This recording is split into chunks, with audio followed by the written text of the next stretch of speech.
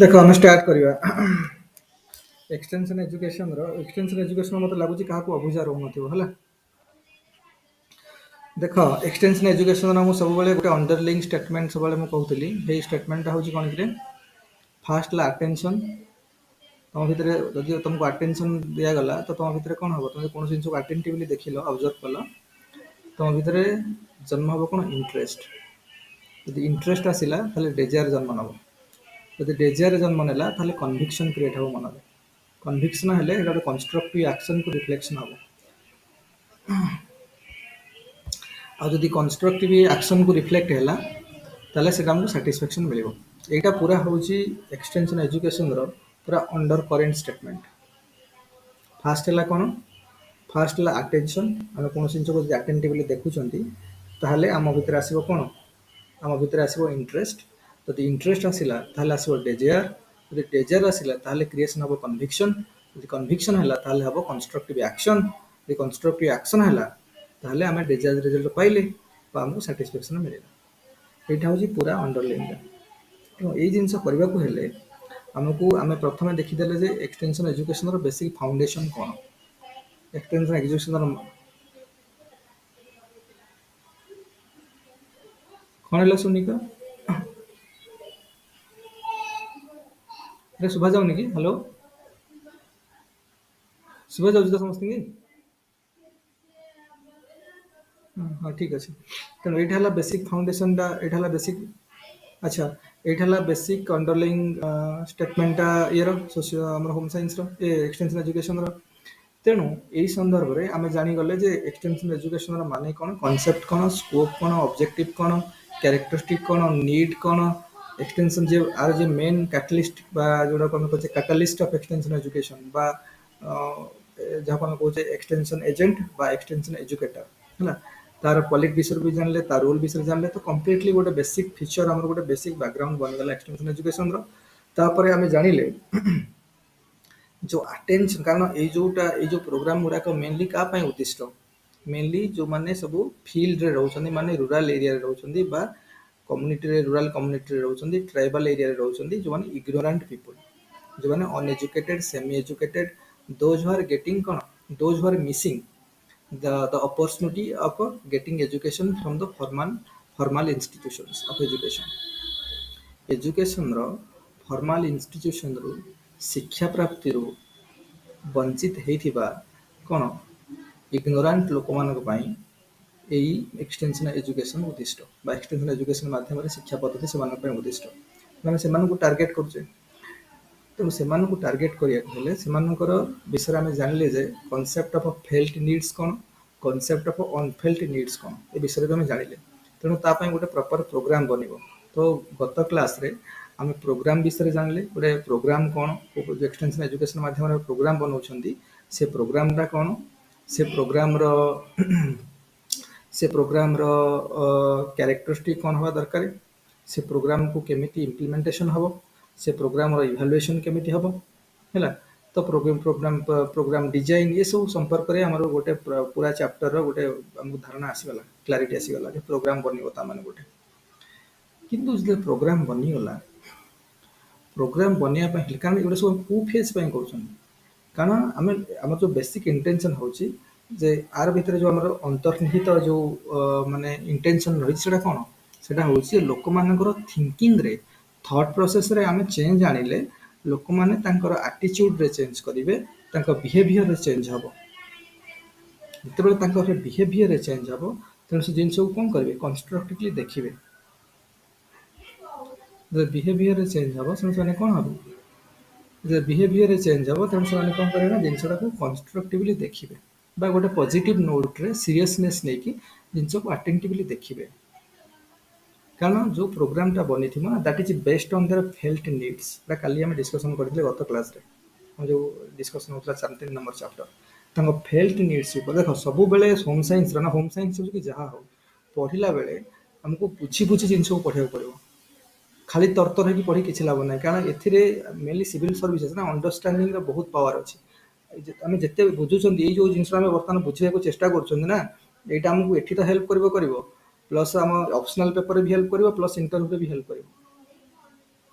Even ଏଇ ବର୍ଷ ଯେଉଁମାନେ ଇଣ୍ଟରଭ୍ୟୁ ବି ଦେବ ସେଠି ଯାଇକି ହେଲ୍ପ କରିବ। ଆମେ ଯେତେ କାରଣ ଆମର ଅପସନାଲ୍ ଦୁଇଟାଙ୍କ ସବଜେକ୍ଟ ବି ଗୋଟେ ସେଗମେଣ୍ଟ ଇଣ୍ଟରଭ୍ୟୁର, ତା ବିଷୟରେ ବି କ୍ୱେଶ୍ଚିନ୍ ଆସିବ କିଛିଟା। ତେଣୁ ଯେତେ କ୍ଲାରିଟି ଆମକୁ ବେସିକ୍ସର ଥିବ ନା, ସେତେ ଆମର କନଫିଡେନ୍ସ ସେତେ ବି ଭଲ ଥିବ, ଆମ ଆନ୍ସରର କନଫିଡେନ୍ସ ସେତେ ବାହାରିବ, ତାଙ୍କୁ ସେତେ ନ୍ୟାଚୁରାଲ୍ ହେଇକି ଆମେ ଆନ୍ସର ଦେଇପାରିବା। ସବୁବେଳେ ମନେ ରଖ, ନ୍ୟାଚୁରାଲିଟିକି ଟେଷ୍ଟ କରାହେଉଛି।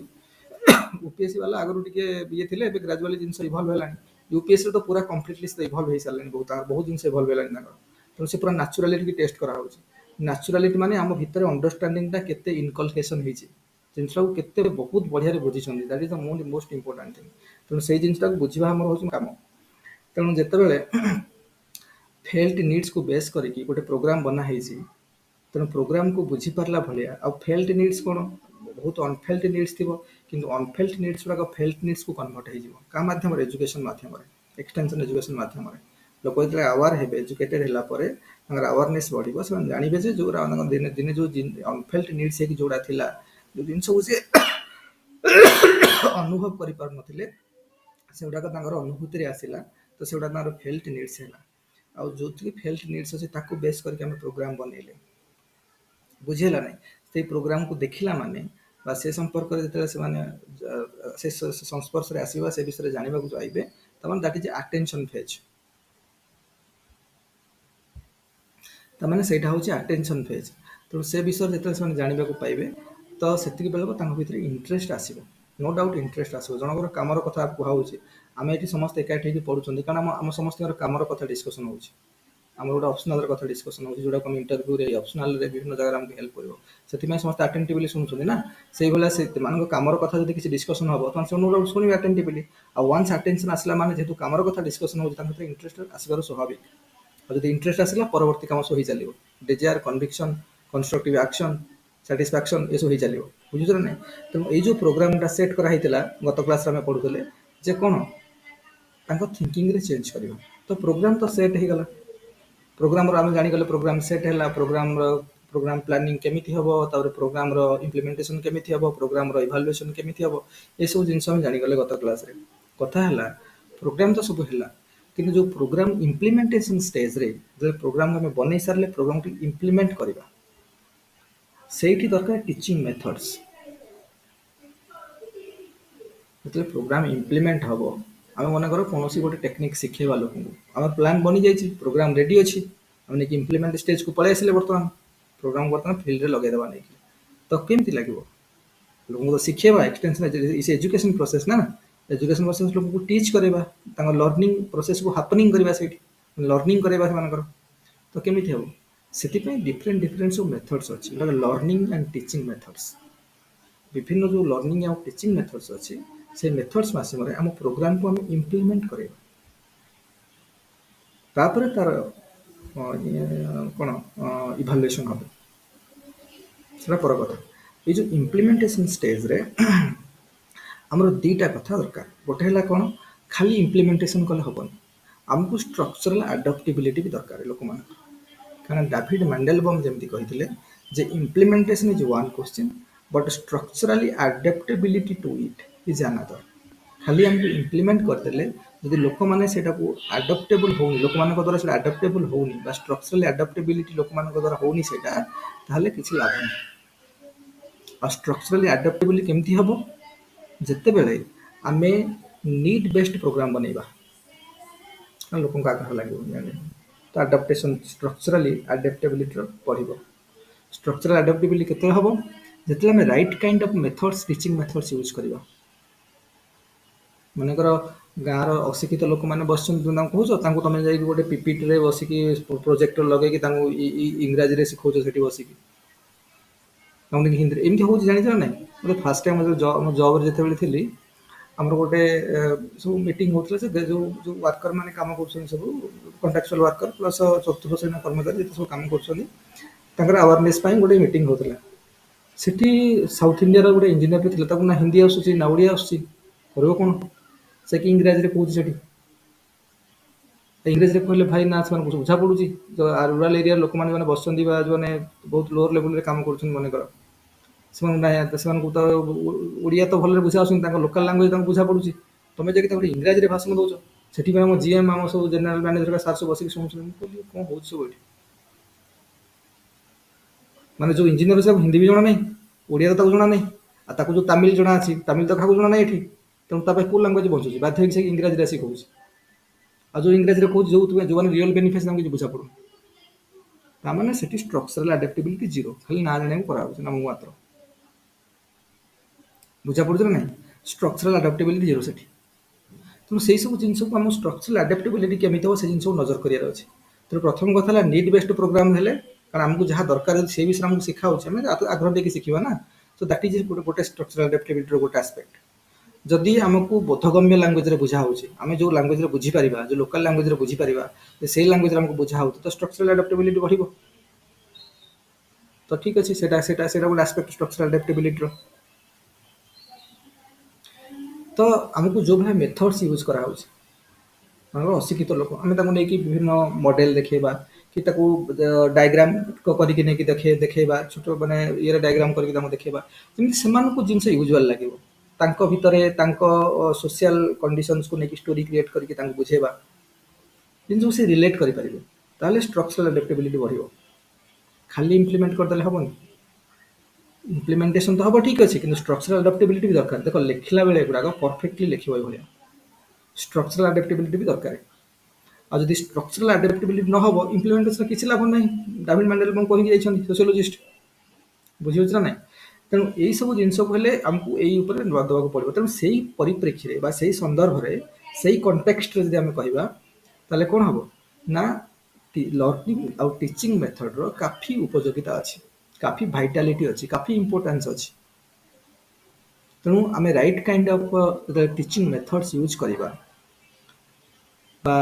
ଲର୍ଣ୍ଣିଂ ମେଥଡ୍ସ ଆମ ରାଇଟ୍ କାଇଣ୍ଡର ୟୁଜ୍ କରିବା, ବା ରାଇଟ୍ ୱେରେ ୟୁଜ୍ କରିବା, ରାଇଟ୍ ଟାଇମ୍ରେ ରାଇଟ୍ ପ୍ଲେସ୍ରେ ଆମେ ୟୁଜ୍ କରିବା, ତାହେଲେ କ'ଣ ହେବ, ଷ୍ଟ୍ରକ୍ଚରାଲ ଆଡପ୍ଟିବିଲିଟି ବଢ଼ିବ ଲୋକଙ୍କର। ଯେଉଁ ଇମ୍ପ୍ଲିମେଣ୍ଟେସନ୍ ହେଉଛି ପ୍ରୋଗ୍ରାମ ଆମର, ଷ୍ଟ୍ରକ୍ଚରାଲ ଆଡପ୍ଟିବିଲିଟି ସେଇ ପ୍ରୋଗ୍ରାମ ଇମ୍ପ୍ଲିମେଣ୍ଟେସନ୍ ଯେଉଁ ହେଇଛି ପ୍ରୋଗ୍ରାମର, ତାର ଷ୍ଟ୍ରକ୍ଚରାଲ ଆଡପ୍ଟିବିଲିଟି ବଢ଼ିବ। ସେଥିପାଇଁ ଆମକୁ ଚାପ୍ଟର ନମ୍ବର 6ରେ ଯେଉଁ ଲର୍ଣ୍ଣିଂ ଆଉ ଟିଚିଂ ମେଥଡ୍ସ କଥା କୁହାଯାଇଛି, ଭିନ୍ନ ଭିନ୍ନ ଟାଇପ୍ର, ତା ବିଷୟରେ ବି ଜାଣିବା ଦରକାର ପରଫେକ୍ଟଲି। ହେଲା, ଦେଖ ଏଇ ଚାପ୍ଟର ନମ୍ବର 6ରେ ଆମର ଯେଉଁ ସିଲାବସରେ ଲେଖା ହେଇଛି, teaching and learning in extension, ସେଥିରେ କ'ଣ ଅଛି ଲେଖା ହେଇଛି, ଏକ୍ସଟେନସନ୍ ଟିଚିଂ ମେଥଡ୍ସ। ଏଠି ଆମେ ବିଭିନ୍ନ ଏକ୍ସଟେନସନ୍ ଟିଚିଂ ମେଥଡ୍ସ ବିଷୟରେ ପଢ଼ିବା।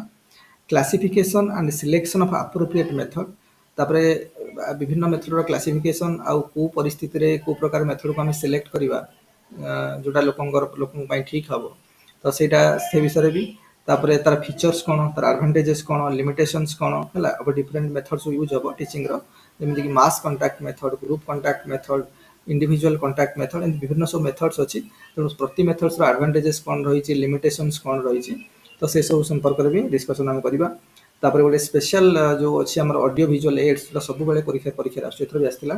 ତ ଅଡିଓ ଭିଜୁଆଲ ଏଡ୍ସ ବିଷୟରେ ତାର ପ୍ଲାନିଂ କେମିତି ହେବ, ତାର ସିଲେକ୍ସନ୍ କ'ଣ ହେବ, ବିଭିନ୍ନ ଟାଇପ୍ର ଭିଜୁଆଲ ଆର୍ଟ୍ସ ହେଲା, ଅଡିଓ ଆର୍ଟ୍ସ ହେଲା, ଅଡିଓ ଭିଜୁଆଲ ଆର୍ଟ୍ସ ହେଲା, ଏ ସମ୍ପର୍କରେ ବି ଆମେ ଜାଣିବା। ହେଲା, ଆଉ ତାର କଣ୍ଟ୍ରିବ୍ୟୁସନ୍ ଏକ୍ସଟେନ୍ସନ୍ ଏଜୁକେସନକୁ, ଏଜୁକେସନର ଯେଉଁ ମୁଭମେଣ୍ଟ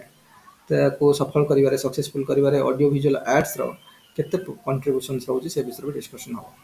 ତେଣୁ ଏଇଟା ହେଲା ପୁରା କମ୍ପ୍ଲିଟ୍ ଚାପ୍ଟର ନମ୍ବର 6,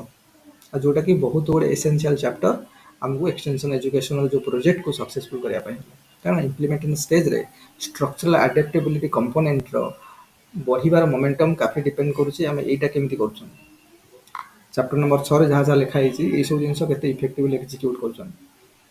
ତାହେଲେ ଆଡାପ୍ଟିବିଲିଟି ବଢ଼ିବ। ନହେଲେ ଖାଲି ଯାଇକି ଲୋକଙ୍କୁ ଆର୍ଟ୍ସ ଗୋଟେ କହିଦେଲେ କିଛି ଲାଭ ନାହିଁ। ବୁଝୁଛ ନା? ତେଣୁ ଏଇସବୁ ଚାପ୍ଟରକୁ ଆମେ ଯେତେବେଳେ ଦେଖିବା, ତ ଯଦି ଆମେ ବିଭିନ୍ନ ଇୟର କୋଶ୍ଚିନ୍ ଦେଖିବା, ଗତ ବର୍ଷର କୋଶ୍ଚିନ୍ଟା ମୁଁ ଲେଖିନି ଏଇଥିରେ, ଏଇଟା ଆର ବର୍ଷର, ତମ ଏଇ ବର୍ଷର କୋଶ୍ଚିନ୍ଟା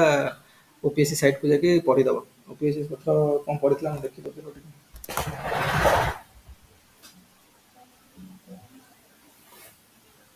এই ବର୍ଷର କୋଶ୍ଚିନ୍ଟା ଲେଖିନି, 19ଠୁ ଲେଖା ହେଇଛି, 2020 ବର୍ଷର କୋଶ୍ଚିନ୍ଟା ଲେଖା ହେଇନି।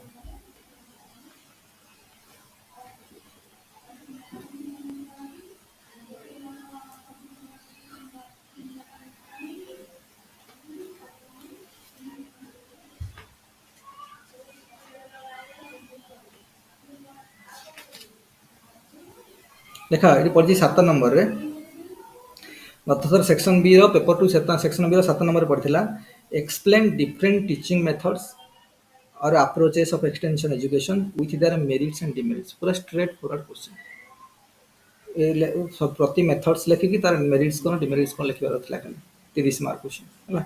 बी रे पड़िला write the elements of communication एटा देखो एटा 6 नंबर चैप्टर पड़िला ता बी टा पड़ची कम्युनिकेशन चैप्टर 4 नंबर चैप्टर हम पढ़िना सेटा right the elements of communication in detail and describe the importance of communication in extension education सेटा कम्युनिकेशन नाम पढ़ने एटा डिफरेंट टीचिंग मेथड्स रो पड़ी जेटी क्वेश्चन अथर हला प्रति वर्ष ही होला क्वेश्चन पड़ुछ किछि आश्चर्य हबार नै हला से गोटे क्वेश्चन पड़ी एथर ए चैप्टर रो 30 मार्क अथर आस्थिला ता हाँ आ गोटे 20 मार्क भी पड़ी importance of audio visual aids in extension teaching 20 mark question पड़ी हला तेणु 30 ये 30 ये 20 50 मार्क क्वेश्चन अथर पड़थिला ए चैप्टर रो ता माने तेणु क्वेश्चन सब बेले रिपीट होची तो हमको जिते बढ़िया भाव में जिन को अंडरस्टैंडिंग करके परीक्षा खातिर बढ़िया लिखा रिफ्लेक्ट करबा सेते प्रोबेबिलिटी बढ़िया मार्क रखिबा होला आ जदि अलगा वर्ष मानकर हम देखिबा 2017 रे पड़ीथिला 20 mark pi right on the different teaching methods and give the advantages and it the same question अरे किसी डिफरेंस अछि 2020 रे जो क्वेश्चन पड़ला हेई तो पड़ला डिफरेंट टीचिंग मेथड्स कोन मेरिट कोन डिमेरिट्स कोन पड़ी 30 मार्क रे ये 20 मार्क रे पकैछन write the different teaching methods and give the advantage and disadvantages of the same 2017 2016 पकड़े 5 mark what is the relevance of audio visual aids in dissemination of information को dissemination करिबारे audio visual aid रो कोन importance अछि 5 mark पे खाली just लिखि दवार अछि critically examine the different education extension teaching methods and list of merits and demerits of the same हे सेम क्वेश्चन 60 मार्क पे 2015 रे क्वेश्चन किसी वेरिएशन अछि सेम क्वेश्चन केतले 20 रे पचार केतले 30 मार्क रे पचार दोछि केतले 60 मार्क रे पचार दोछि right what extension teaching methods are suitable to teach time and energy saving technology to rural women एटा गोटे टिके नुआ टिके चेंज करके पकेले जे 2006 रे पकेइथिले what extension teaching methods are suitable to teach time and energy saving technology to rural women हम जानि जे हमर जो एनर्जी मैन हमर जो अछि कोन पेपर 2 रो सेक्शन ए रे जो अछि कोन फैमिली रिसोर्स मैनेजमेंट रे गोटे अछि टाइम मैनेजमेंट और एनर्जी मैनेजमेंट अरे time management energy management money management अच्छी ना से टाइम और एनर्जी कथा से कही जे लिखाई जे what extension teaching methods are suitable to teach time and energy saving technology to rural women explain with example तेणु आम जो विभिन्न एग्जाम टीचिंग मेथड्स अच्छी को मेथड्स यूज करके लोक माने टाइम और एनर्जी सेविंग टेक्नोलॉजी पर रूरल वुमेन मानक आम शिखेबा एग्जांपल देके बुझाओ केते मार्क रे पड़छि 20 मार्क रे 2006 रे तापर गोटे पड़ी what are the important field covered in extension how can audio visual aid spread the rate of development in our country discuss by giving appropriate examples एटा टिके बुले की पकेछि तथा बेला पड़ितला 2006 रे 60 मार्क रे जे विभिन्न कोन माने what are the important fields covered in extension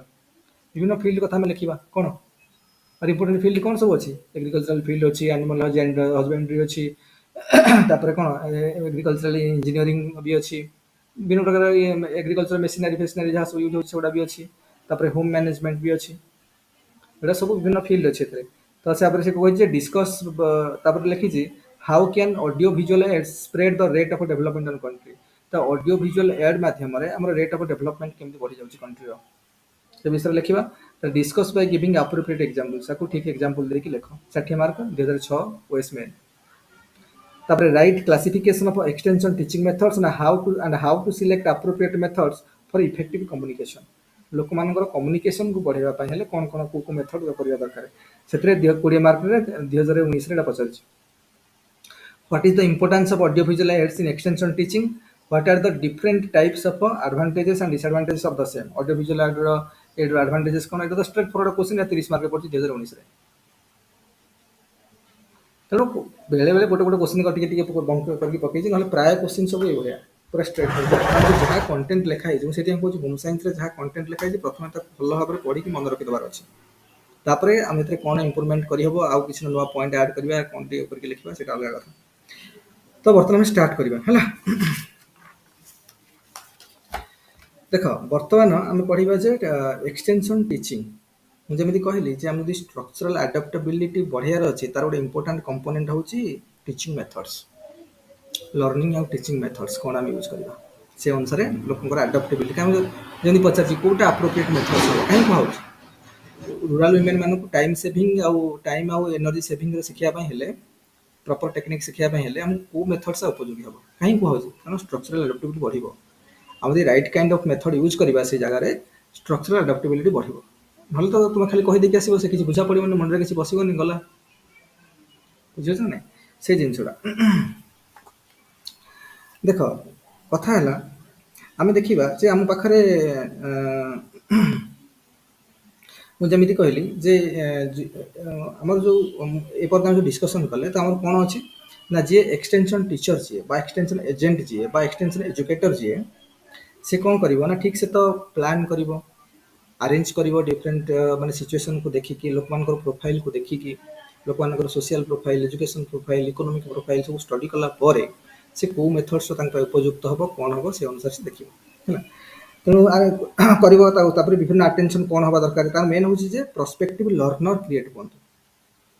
ମନେକର ଆମେ ଗୋଟେ କ୍ଲାସ୍ ରୁମ୍ରେ ଟିଚିଂ ଦେଉଛନ୍ତି ଯଦି ତା ଭିତରୁ 10 ଜଣ ପିଲା ଅଛନ୍ତି 10 ଜଣଙ୍କ ପରଫେକ୍ଟଲି ଜିନିଷକୁ ଆବଜର୍ଭ କରୁଛନ୍ତି ଯାହା ପଢ଼ା ହେଉଛି ତାହେଲେ ପର୍ସପେକ୍ଟିଭ ଲର୍ଣ୍ଣର ଆମେ କ୍ରିଏଟ୍ କଲେ ଲର୍ଣ୍ଣିଂ ଆଟମୋସ୍ଫିୟର କ୍ରିଏଟ୍ କଲେ ବୋଲେ କ'ଣ ପଢ଼ା ହେଉଛି କ'ଣ ନାହିଁ ଇଞ୍ଜିନିୟରିଂରେ କ୍ଲାସ୍ କଲାବେଳକୁ ସବୁ ମନେ ପକାଯିବନି ଇଞ୍ଜିନିୟରିଂରେ ପଢ଼ୁଥିବ କ୍ଲାସ୍ରେ କ'ଣ ପଢ଼ା ହେଉଛି ଆମେ ଏଠି ବସି କ'ଣ କରୁଛେ କିଛି ସାମଞ୍ଜସ୍ୟ ନାହିଁ ଟିଚର କ'ଣ ପଢ଼ଉଛି କ'ଣ ଆମେ ଶୁଣା ହେଉଛି କିଛି ଲେନା ଦେନା ନାହିଁ କିଛି ସେ ତାର ଦାୟିତ୍ୱ ଅଛି ପଢ଼େଇ ବସି ଖାଲି ଆଟେଣ୍ଡାନ୍ସ ପାଇଁ ଯାଇକି ବସି ଡରିକି ବସୁଛନ୍ତି ପିଲା ବସୁଥିଲେ ତେଣୁ ଏଇ ଟାଇପ୍ର ସିଚୁଏସନ୍ କ୍ରିଏଟ୍ ହେଉଥିଲା ତେଣୁ ସେଠି କ'ଣ ପର୍ସପେକ୍ଟିଭ ଲର୍ଣ୍ଣର କ୍ରିଏଟ୍ ହେଇପାରୁନି ମାନେ ତ ଏଠି ଆମର ମେନ୍ ଇଣ୍ଟେନ୍ସନ୍ ହେଉଛି ଏକ୍ସଟେନ୍ସନ୍ ଏଜୁକେଟର କାମ ହେଲା ଯେ ପର୍ସପେକ୍ଟିଭ ଲର୍ଣ୍ଣର କ୍ରିଏଟ୍ କରିବ ତା ମାନେ ସମସ୍ତେ ଶୁଣନ୍ତୁ ସମସ୍ତେ ଠିକ୍ ସେ ବୁଝନ୍ତୁ ଇନକଲକେସନ୍ ହଉ ପରଫେକ୍ଟଲି ଯାହା କୁହାହେଉଛି କାରଣ ତାଙ୍କ ନିଡ୍ର କଥା କୁହାହେଉଛି ସେମାନଙ୍କର ଦରକାର ଥିଲା ଭଳିଆ କଥା କିଛି ବୁଝାଯାଉଛି ହେଲା ତେଣୁ ଆମର ହେଲା ପର୍ସପେକ୍ଟିଭ ଲର୍ଣ୍ଣର କ୍ରିଏଟ୍ କରିବା କଲା ମାନେ କଥା ଇଣ୍ଟରେଷ୍ଟରେ ଡେଭଲପ୍ ହେବା ଦରକାର ଇଣ୍ଟରେଷ୍ଟ ଡେଭଲପ୍ ହେଲେ ଡେଜାୟାର କ୍ରିଏଟ୍ ହେବ କନଭିକ୍ସନ୍ କ୍ରିଏଟ୍ ହେବ ଆକ୍ସନକୁ ଟ୍ରାନ୍ସଲେଟ୍ ହେବ ଏବଂ ଆମକୁ ସାଟିସ୍ଫ୍ୟାକ୍ସନ୍ ଏନ୍ସିଓର ହେବ ଆମର ଏଇଟା ହେଲା କାମ ମେନ୍ କଥା ତେଣୁ ଆମେ ଦେଖିବା ଯେତେବେଳେ ଟିଚିଂ ଆମେ ଗୋଟିଏ ଷ୍ଟେପ୍ କିଛି ଡିସ୍କସନ୍ କରିବା ଦେଖ ଏଇଟା ଟିକେ ଟାଇମ୍ ଲାଗିବ 3ଟା କ୍ଲାସ୍ ଲାଗିବ ଏଇ ଚାପ୍ଟର ସରିବା ପାଇଁ ହେଲେ ପରଫେକ୍ଟଲି ମେନ୍ ହେଲା ଯେ ଏଇ ଯେଉଁ ହେବ ମେନ୍ ହେଲା ଆମେ ଦେଖିବା ଯେ ଲର୍ଣ୍ଣିଂ ସିଚୁଏସନ୍ସ କ'ଣ କ'ଣ ହେଇପାରେ ଯେତେବେଳେ ଗୋଟେ ଜାଗାକୁ ଯିବା ମନେକର ସେ ଗୋଟେ ଲର୍ଣ୍ଣିଂ ସିଚୁଏସନ୍ କ୍ରିଏଟ୍ ହେବ ନା ତ ଲର୍ଣ୍ଣିଂ ସିଚୁଏସନ୍ରେ କ'ଣ କ'ଣ ସବୁ ଏଲିମେଣ୍ଟ ରେସ୍ପନ୍ସିବଲ୍ ଭାଇଟାଲ୍ ଏଲିମେଣ୍ଟ କ'ଣ ସବୁ ଗୋଟେ ପରଫେକ୍ଟ ଲର୍ଣ୍ଣିଂ ସିଚୁଏସନ୍ କ୍ରିଏଟ୍ କରିବା ପାଇଁ ହେଲେ ଗୋଟେ ପରଫେକ୍ଟ ଲର୍ଣ୍ଣିଂ ସିଚୁଏସନ୍ କ୍ରିଏଟ୍ କଲେ ତ ପୁଣି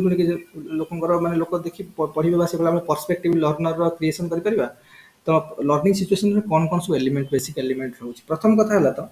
ଆମେ ଦେଖିବା ଯେ ଫିଜିକାଲ୍ ଫ୍ୟାସିଲିଟିଜ୍ କ'ଣ ଅଛି ଯେଉଁ ଜାଗାରେ ଆମେ ଲର୍ଣ୍ଣିଂ ପ୍ରୋଗ୍ରାମର ଆରେଞ୍ଜମେଣ୍ଟ କରିଛେ କରିବା ବୋଲି ତାର ଫିଜିକାଲ୍ ଫ୍ୟାସିଲିଟିଜ୍ କ'ଣ ଅଛି ଆଖପାଖ ଯେଉଁ ଲୋକମାନେ ସେ ଠିକ୍ ସେ ଆସିପାରିବେ କନେକ୍ଟିଭିଟି ଭଲ ଅଛି ନା ନାହିଁ କ'ଣ ସବୁ ଫିଜିକାଲ୍ ଆସେଟ୍ କ'ଣ କ'ଣ ଅଛି କାହାକୁ ମନେକର ପାସ୍ ଲାଗିଲା ତ ୱିମେନ୍ ମେମ୍ବର ମାନେ ଯେଉଁମାନେ ଆସିବେ ତାଙ୍କ ପାଇଁ ବାଥରୁମ୍ର ସୁବିଧା ଅଛି ନା ନାହିଁ ୱାସରୁମ୍ର ସୁବିଧା ଅଛି ନା ନାହିଁ କରାହେଇଛି ନା ନାହିଁ ଆଉ ତ ଲୋକ ରୁରାଲ୍ ସେଠି ଯିବ ଯଦି ଝାଡ଼ା ଫାଡ଼ା ଲାଗିଲେ କେଉଁଠିକି ଯିବ କିଏ ଯିବ ସେ ଯାଉନି ତୁମେ ଖାଲି ସେମିତି ଗଲା ସବୁ ଦୃଷ୍ଟିକୁ ଦେଖିବାକୁ ପଡ଼ିବ ଡ୍ରିଙ୍କିଂ ୱାଟର ଫ୍ୟାସିଲିଟିଜ୍ ଅଛି ନା ନାହିଁ ପ୍ରପର ସେଫ୍ଟି ଇନ୍ସ୍ୟୋରମେଣ୍ଟ ହେଇଛି ନା ନାହିଁ ରହିଲେ ଠିକ୍ ସେ ହେଇପାରିବ କି ନାହିଁ କ'ଣ ଯାହା ବି ସବୁ ତା ମାନେ ଫିଜିକାଲ୍ ଫ୍ୟାସିଲିଟିଜ୍ କ'ଣ ଅଛି ପ୍ରଥମ ଏଲିମେଣ୍ଟ ଏଇଟା ଆମେ ଯେଉଁ ଲର୍ଣ୍ଣିଂ ସିଚୁଏସନ୍ ଗୋଟେ କ୍ରିଏଟ୍ କରିବା ଗୋଟେ ହେଲ୍ଦି ଲର୍ଣ୍ଣିଂ ସିଚୁଏସନ୍ କ୍ରିଏଟ୍ କରିବା ବର୍ତ୍ତମାନ ଆମେ ମାନେ ଏଜୁକେଟର ଯିଏ ଏକ୍ସଟେନସନ୍ ଏଜୁକେଟର ଯିଏ ତାପରେ ହେଲା ଲର୍ଣ୍ଣର୍ସ ଆମକୁ ତ ଗୋଟେ ଫିଜିକାଲ୍ ଫ୍ୟାସିଲିଟି ଦରକାର ଆଉ ଭଲ ଲର୍ଣ୍ଣର୍ସ ଦରକାର କାରଣ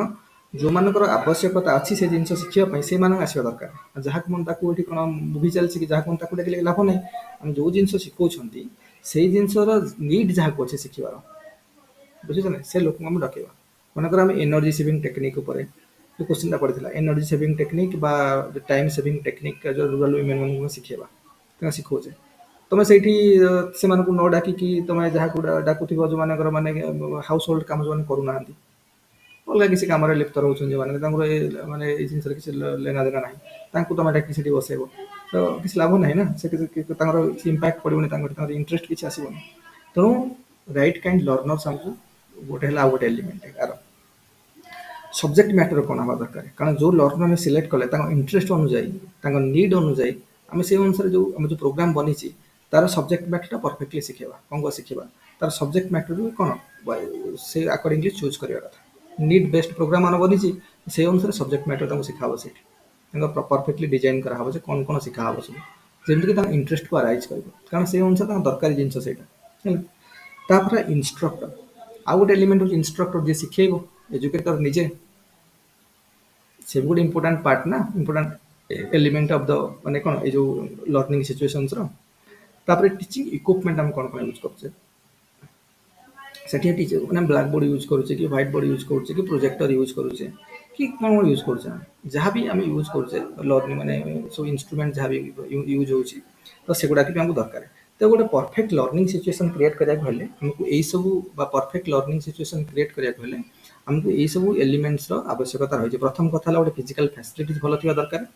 लर्नर्स भलो जो माने सेमान भी दरकार राइट काइंड ऑफ लर्नर्स दरकार right kind of subject matter choose हेथिबा दरकार इंस्ट्रक्टर निजे गुड इंस्ट्रक्टर हेथिबा दरकार तापर टीचिंग इक्विपमेंट तो हमको physical facilities learner subject matter instructor और टीचिंग इक्विपमेंट तो गोटे फिजिकल सिचुएशन जो गोटे लर्निंग सिचुएशन हम क्रिएट करबा को जगह रे ए सब एलिमेंट प्रति हमर स्पेशल फोकस रहबा दरकार प्रथम कथा लाइट तापर आसीबो टीचिंग मेथड्स टीचिंग मेथड्स रे देख मन कर आम कहवा एथिरे गोटे आमर कौन होउछ तो गोटे टीचिंग प्रोसेस चलिबो पर्टिकुलर टीचिंग प्रोसेस जेते चलिबो एठी कोन हबो ना लर्नर आ इंस्ट्रक्टर भितर कम्युनिकेशन हबो हम पढिबा कम्युनिकेशन चैप्टर ए कम्युनिकेशन आसीन ए जो कम्युनिकेशन हबो तापे गोटे special chapter chapter number 4 effective communication केमथि हे परबो सेथिरे हम सब देखिबा किंतु प्रथम कथा हला जे गोटे लर्नर आ गोटे इंस्ट्रक्टर आ लर्नर मानक भितर कम्युनिकेशन हबो दैट इज एजुकेशन तो एजुकेशन प्रोसेस चलो से टीचिंग जो लर्निंग एक्टिविटीज चलो से जो कम्युनिकेशन हम आम बर्तमान कौन काइंड ऑफ कम्युनिकेशन बुझुच ना तो कम्युनिकेशन हम क्या भितर इंस्ट्रक्टर आउ जो मैंने लर्नर जो मैंने भर परफेक्टली कम्युनिकेशन हम आम जब एक्सटेंड टीचिंग विभिन्न मेथड्स गुड़ाक देखा तो मेन है प्रथम कौन कौन दरकार प्रथम है कम्युनिकेशन है एथे कौन मानते लर्नर जी can see can hear can do things to be learn बा जो जिन पढ़ाई दरकार जानापी लर्न करने जहाँ जहाँ दरकार करने सहित ठीक से शुणी पार्थ दरकार देखी पार्थ दरकार जहाँ भी लर्निंग सिचुएशन जो फैसिलिटीज क्रिएट कराई जो इक्विपमेंट सब यूज करा तार परफेक्टली से लाभ नहीं पार्थ दरकार प्रथम कथा कम्युनिकेशन माने नुह जे खाली भर्बाल कम्युनिकेशन बा तमाम भीतर जो कथबार्ता दैट इज कम्युनिकेशन कम्युनिकेशन हम पढ़िबा से चैप्टर को जहाँ भीतर देखा हम डिस्कशन करिया भीतर कम्युनिकेशन रो मल्टी फासेटेड डायमेंशंस अछि हमें ब्लैक बोर्ड रे कोन लिखा है कि जिनस हम शिखुछंती that is a kind of communication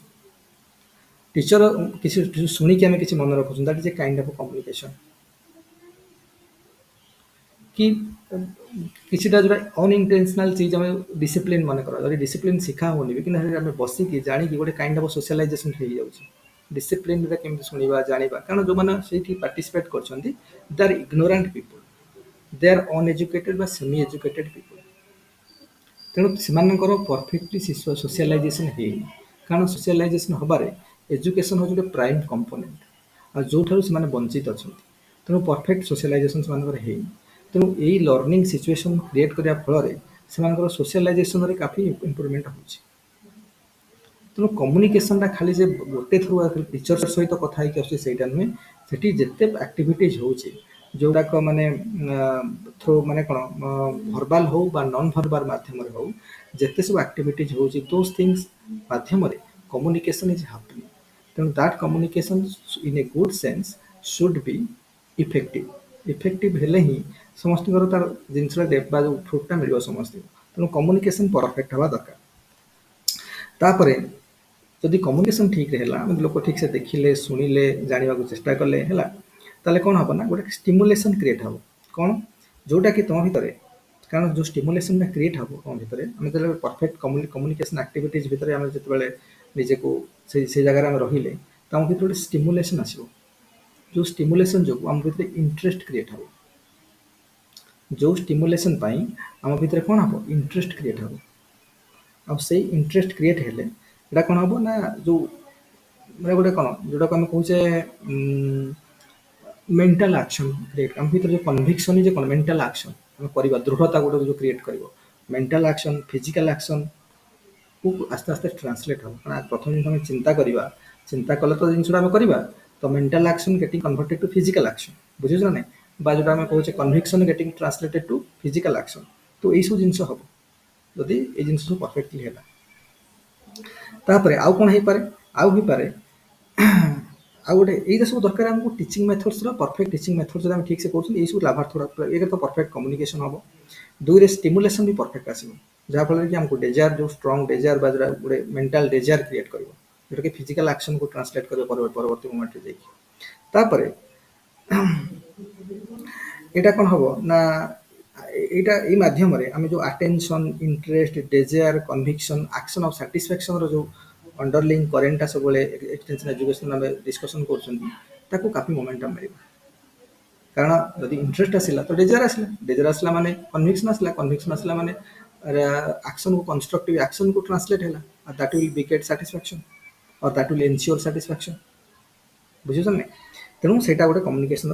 तार गोटे टीचिंग मेथड जब आम परफेक्ट करवा तो यही टाइप सब जिन आमको लाभ मिल पाए तापर प्रथम आम जानले गोटे परफेक्ट लर्निंग सिचुएशन क्रिएट करवा तापर ता भीतर इफेक्टिव कम्युनिकेशन हवा दरकार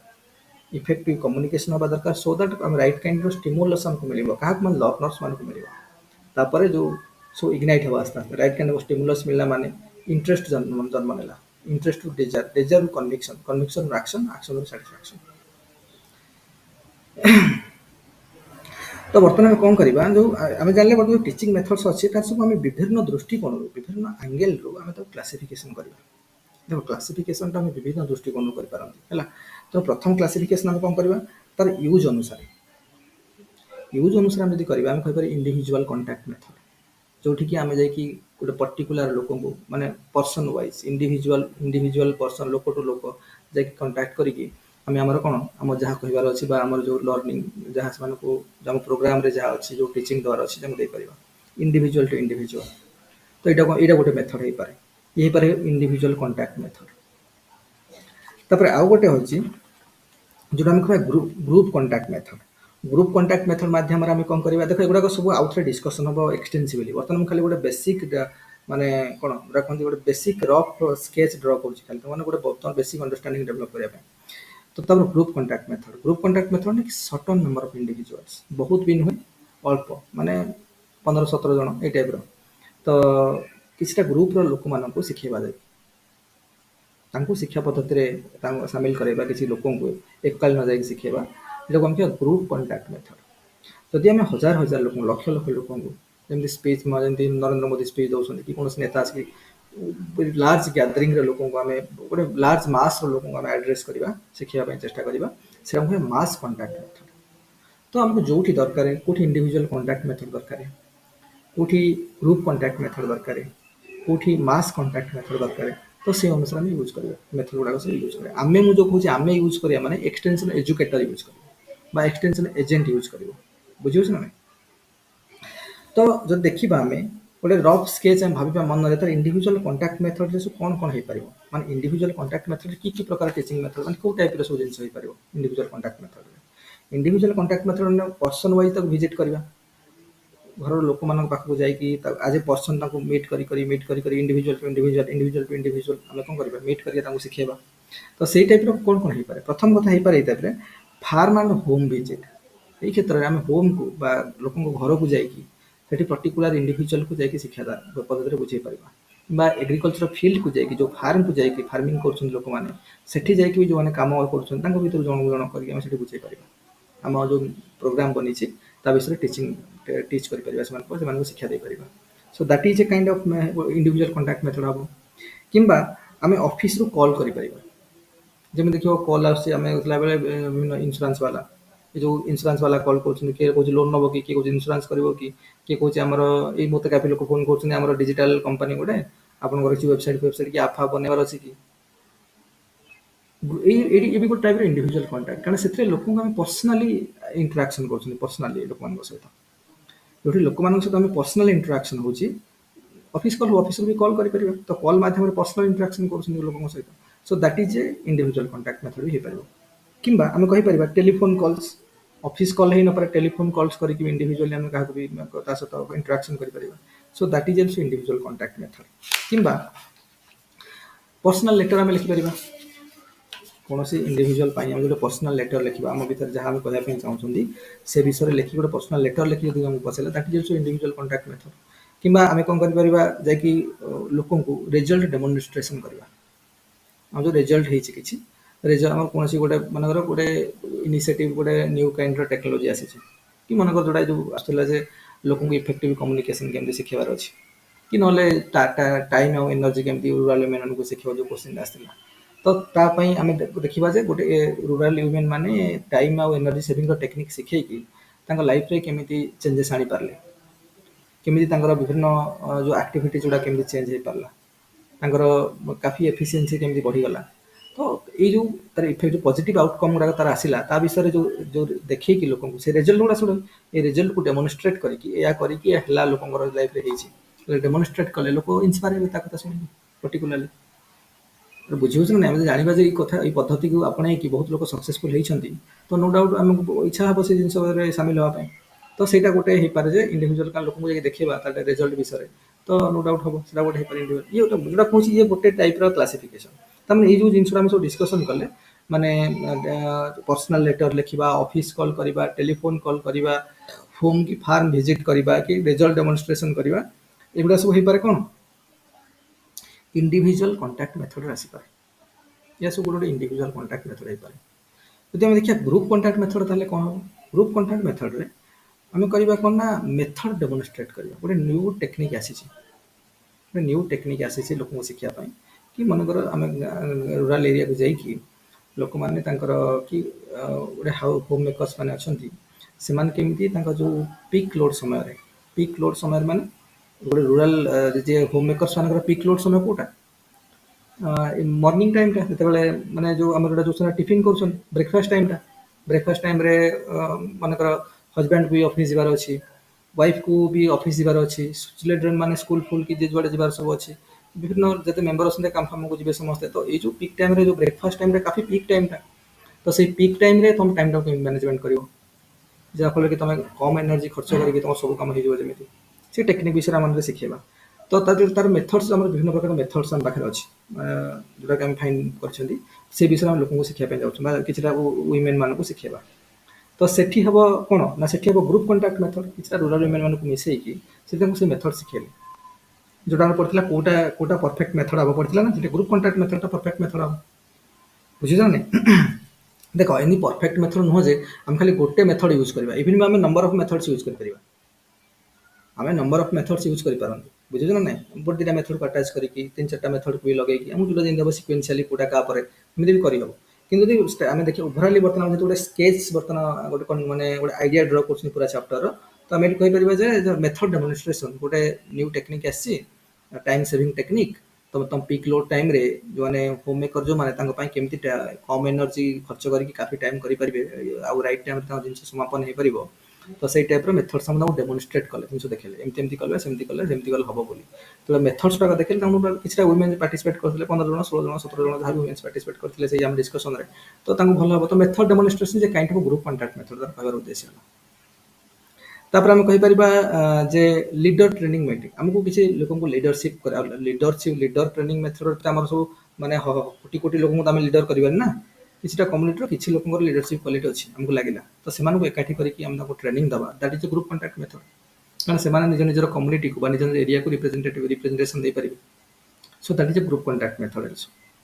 କିମ୍ବା ଆମେ କହିବା ଲେକ୍ଚର ମିଟିଂସ୍ ଆମେ କୌଣସି ପର୍ଟିକୁଲାର ଇଭେଣ୍ଟ ଉପରେ ଗୋଟେ ଲେକ୍ଚର ଦେବାକୁ ଚାହୁଁଛନ୍ତି କହିବା ପାଇଁ ଚାହୁଁଛନ୍ତି କିଛିଟା ଜିନିଷ ଆମ ପାଖରେ ନଲେଜେବୁଲ୍ ଜିନିଷ ଅଛି ଲୋକମାନଙ୍କର ଦରକାରୀ ଜିନିଷ ଆମ ପାଖରେ ଅଛି ତାଙ୍କୁ ଆମେ ସେୟାର କରିବା ପାଇଁ ଚାହୁଁଛନ୍ତି। ଆମେ ଗୋଟେ ପବ୍ଲିକ୍ ଲେକ୍ଚର ଆରେଞ୍ଜମେଣ୍ଟ କଲେ କିଛି ପାର୍ଟିସିପେଟ୍ କଲେ କିଛି ଲୋକ 17-18 ଜଣ 20 ଜଣ ଲୋକ ପାର୍ଟିସିପେଟ୍ କଲେ। Show that is kind of ଆମେ କହିପାରିବା ଏଇ ଯେ ଗ୍ରୁପ୍ କଣ୍ଟାକ୍ଟ ମେଥଡ୍। କାରଣ କିଛି ଲୋକ ଗ୍ରୁପ୍ ମାନେ କିଛି ଅଳ୍ପ ଲୋକ ଯୋଉଠି ଗୋଟେ ଗ୍ରୁପ୍ ବନେଇକି ପାର୍ଟିସିପେଟ୍ କରୁଛନ୍ତି ହେଲା। କିମ୍ବା ଆମେ କହିପାରିବା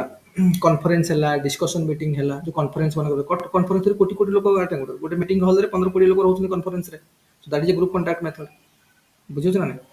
କିମ୍ବା ଆମେ କହିବା ଯେ ରେଜଲ୍ଟ ଡେମନଷ୍ଟ୍ରେସନ୍ ଆମକୁ ଗୋଟେ ଭଲ ଟେକ୍ନିକ୍ ଆସିଥିଲା ୟୁଟିଲାଇଜ୍ କଲା ପରେ ଆମକୁ କ'ଣ କ'ଣ ସବୁ ଆଉଟକମ୍ ମିଳିଛି ତାପରେ ରେଜଲ୍ଟ ଆମେ ଲୋକଙ୍କୁ ଦେଖିବା ପାଇଁ ଚାହୁଁଛନ୍ତି। ତ ରେଜଲ୍ଟ ଡେମନଷ୍ଟ୍ରେସନ୍ ବି ହେଇପାରେ ଇଣ୍ଡିଭିଜୁଆଲ କଣ୍ଟାକ୍ଟ ମେଥଡ୍ ଆମେ କେବେ କେବେ ଯାଇକି ଲୋକଙ୍କୁ ଦେଖେଇ ପାରନ୍ତି ରେଜଲ୍ଟ କ'ଣ କିଛି ଲୋକଙ୍କୁ ବି ଗ୍ରୁପ୍ କରିକି ଦେଖେଇ ପାରନ୍ତି। ତ result demonstration individual contact method ବି ଆସିପାରେ ବେଳେବେଳେ କ'ଣ ଏଥିରେ ବି ଆସିପାରେ ଆମ ଗ୍ରୁପ୍ କଣ୍ଟାକ୍ଟ ମେଥଡ୍ ବି ଆସିପାରେ।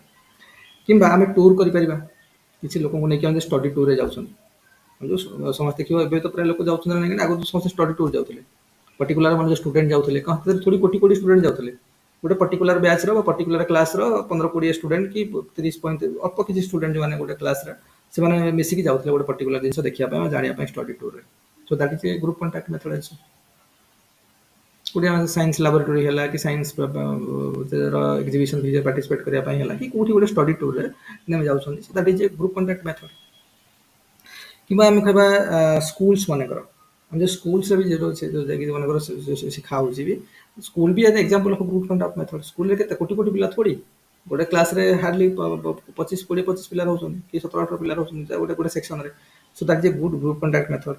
କିମ୍ବା ଏମିତି କିଛି ଛୋଟ ଛୋଟ ମିଟିଂ କରିବା ଯୋଉଠି କିଛିଟା ଲୋକ ପାର୍ଟିସିପେଟ୍ କରୁଛନ୍ତି ତ ସେଗୁଡାକୁ ଆମେ କହିବା ଗ୍ରୁପ୍ କଣ୍ଟାକ୍ଟ ମେଥଡ୍। ତ ଯୋଉ ଯୋଉ ଜାଗାରେ ଆମକୁ ଦରକାର ଗ୍ରୁପ୍ କଣ୍ଟାକ୍ଟ ମେଥଡ୍ ଭଲ ହବ ବୋଲି ଆମେ ସେଇ ଜାଗାରେ ଗ୍ରୁପ୍ କଣ୍ଟାକ୍ଟ ମେଥଡ୍ ୟୁଜ୍ କରିବା। ଆମେ ମାନେ ଏକ୍ସଟେନ୍ସନ ଏଜୁକେଟର। ଏକ୍ସଟେନ୍ସନ ଏଜୁକେଟରକୁ ଲାଗିଲା ଯେ ଏଇଟା ଗ୍ରୁପ୍ କଣ୍ଟାକ୍ଟ ମେଥଡ୍ ଏଇ ଜାଗାରେ ଆପ୍ରୋପ୍ରିଏଟ୍ ହବ ତ ସେ ଗ୍ରୁପ୍ କଣ୍ଟାକ୍ଟ ମେଥଡ୍ ସେଠି କଣ କରିବା ପାଇଁ ଟ୍ରାଏ କରିବ। ତାପରେ ଆସିଲା ମାସ୍ କଣ୍ଟାକ୍ଟ ମେଥଡ୍। ମାସ୍ କଣ୍ଟାକ୍ଟ ମେଥଡରେ ଯୋଉଠି ମାସ୍ ସ୍କେଲରେ ଲୋକ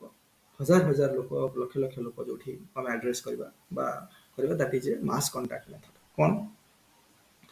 ବୁଲେଟିନ୍ ନ୍ୟୁଜ୍ ବୁଲେଟିନ୍ ଯୋଉ କରାହଉଛି ଗୋଟେ ବୁଲେଟିନରେ ମନେକର ଆମେ ଜିନିଷକୁ ଫ୍ଲାସ୍ କଲେ ସେଠି ବହୁତ ଲୋକଙ୍କର ଜିନିଷଟା ଯୋଉଠି କଣ ଲୋକଙ୍କୁ ସଂସ୍ପର୍ଶ ସେ ଜିନିଷ ଆସୁଛି ଲୋକ ଜାଣିବାକୁ ଚାହୁଁଛନ୍ତି। Show that is A mass contact method because ତା ମାଧ୍ୟମରେ ଆମେ ଗୁଡ଼ାଏ ଲୋକଙ୍କ ପାଖରେ ଜିନିଷକୁ ପହଞ୍ଚାଇବା ପାଇଁ ଚାହୁଁଛୁ। ଯୋଉଠି ହଜାର ହଜାର ଲକ୍ଷ ଲକ୍ଷ ଲୋକଙ୍କ ପାଖରେ ଜିନିଷକୁ ପହଞ୍ଚାଇବା ପାଇଁ ଚାହୁଁଛନ୍ତି। ଆମ ଟିଚିଂକୁ ଆମ ନଲେଜକୁ ଆମେ ପହଞ୍ଚାଇବା ପାଇଁ ଚାହୁଁଛୁ ଦ୍ୟାଟ୍ ଇଜ୍ ବୁଲେଟିନ୍। କିମ୍ବା ଆମେ କହିବା ଲିଫଲେଟ୍ସ ମାଧ୍ୟମରେ ତ ଦେଖିବ ଯୋଉ ନ୍ୟୁଜ୍ ପେପର ମନେକର ମୁଁ ଚାହିଁବି ଏବେ ମୋର ହେମୁଣ୍ଡା.com ବିଷୟରେ ସମସ୍ତେ ଜାଣନ୍ତୁ ତ ମୁଁ କଣ କରିବି ଯେତେ ନ୍ୟୁଜ୍ ପେପର ଆସୁଛି ବର୍ତ୍ତମାନ ସବୁ ନ୍ୟୁଜ୍ ପେପର ଭିତରେ ଲିଫଲେଟ୍ ପଠେଇବି ଗୋଟେ ଲିଫଲେଟ୍ ବନେଇକି ଯୋଉ ଛୋଟ ଛୋଟ ସବୁ କାଗଜରେ ଲେଖିକି ସବୁ ମୋ ବିଷୟରେ ଇଏ ଫିଏ ଗୁଡ଼ା ଲେଖିକି ସବୁ ନ୍ୟୁଜ୍ ପେପର ଭିତରେ ଦେଇକି ଛାଡ଼ିବି ଚାରିଆଡ଼େ। ମାନେ Puri area Cuttack area Nayagarh area Sambalpur area Kalahandi area ସବୁ ଏରିଆରେ ରାଉରକେଲା ଏରିଆ ସେପଟେ ତ ବାଲେଶ୍ୱର ଏରିଆ ବ୍ରହ୍ମପୁର ଏରିଆ ତ ଚାରିଆଡ଼େ ବର୍ତ୍ତମାନ ମୁଁ ଛାଡ଼ିବି ତାକୁ। ତ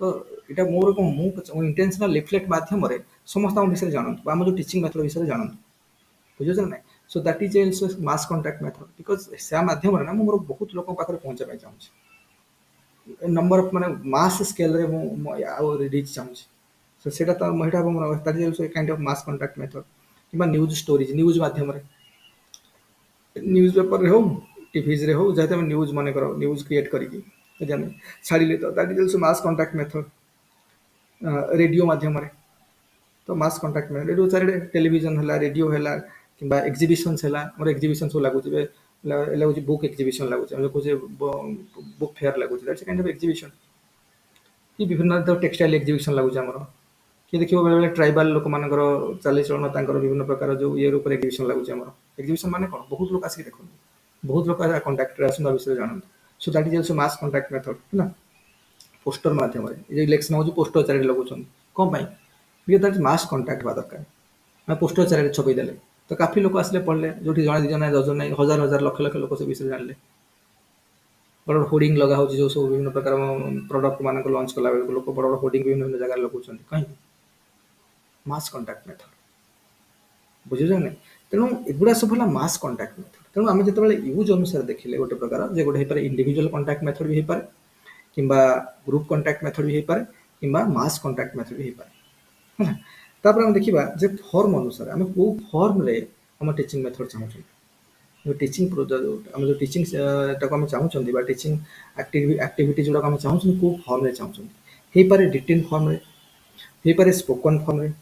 ହେଇପାରେ ଭିଜୁଆଲ ଫର୍ମରେ ତ କିଛି ବି ଫର୍ମରେ ହେଇପାରେ ତ ଏଗୁଡ଼ା ବି ଗୋଟେ ଟାଇପର କ୍ଲାସିଫିକେସନ ଆମେ କହିପାରିବା ହେଲା। କିମ୍ବା ସ୍ପୋକନ୍ ଆଣ୍ଡ ଭିଜୁଆଲ ବୋଥ୍ ବି ହେଇପାରେ। ତ ଏଇ ଟାଇପର ଯଦି ଆମେ କରିବା ତାହେଲେ ଦେଖ ରିଟିନ୍ ଫର୍ମ ଯଦି ଆମେ କହିବା ଇଏ ଗୋଟେ ଟାଇପର କ୍ଲାସିଫିକେସନ ଦେଖ ସିଏ ଗଲା ଗୋଟେ ଟାଇପର ଯୋଉଟା ଆମେ କହୁଥିଲେ individual contact method group contact method ଆଉ ମାସ୍ କଣ୍ଟାକ୍ଟ ମେଥଡ୍ ସିଏ ଗୋଟେ ଟାଇପର ଥିଲା। କିନ୍ତୁ ଏଥିରେ ବର୍ତ୍ତମାନ ଆମେ ଦେଖିବା ଯେ ଏଇ ଯୋଉ ପ୍ରକାର ହଉଛି ଏଥିରେ ଯୋଉ ମାନେ ଆମ ଟିଚିଂ ଆକ୍ଟିଭିଟିସ୍କୁ ଆମେ ପହଞ୍ଚାଇବା ପାଇଁ ଚାହୁଁଛନ୍ତି ଇଏ ଗୋଟେ ପ୍ରକାର ହେଇଗଲା ରିଟିନ୍ ଫର୍ମାଟରେ। ଇଏ ଗୋଟେ ଟାଇପର ହେଇପାରେ ରିଟିନ୍ ଫର୍ମାଟରେ କଣ ହବ ରିଟିନ୍ ଫର୍ମାଟରେ ବୁଲେଟିନ୍ ହେଇପାରେ ଲିଫଲେଟ୍ ହେଇପାରେ ନ୍ୟୁଜ୍ ଆର୍ଟିକଲ ହେଇପାରେ ପର୍ସନାଲ ଲେଟର୍ସ ହେଇପାରେ କିମ୍ବା ସର୍କୁଲାର ଲେଟର୍ସ ହେଇପାରେ।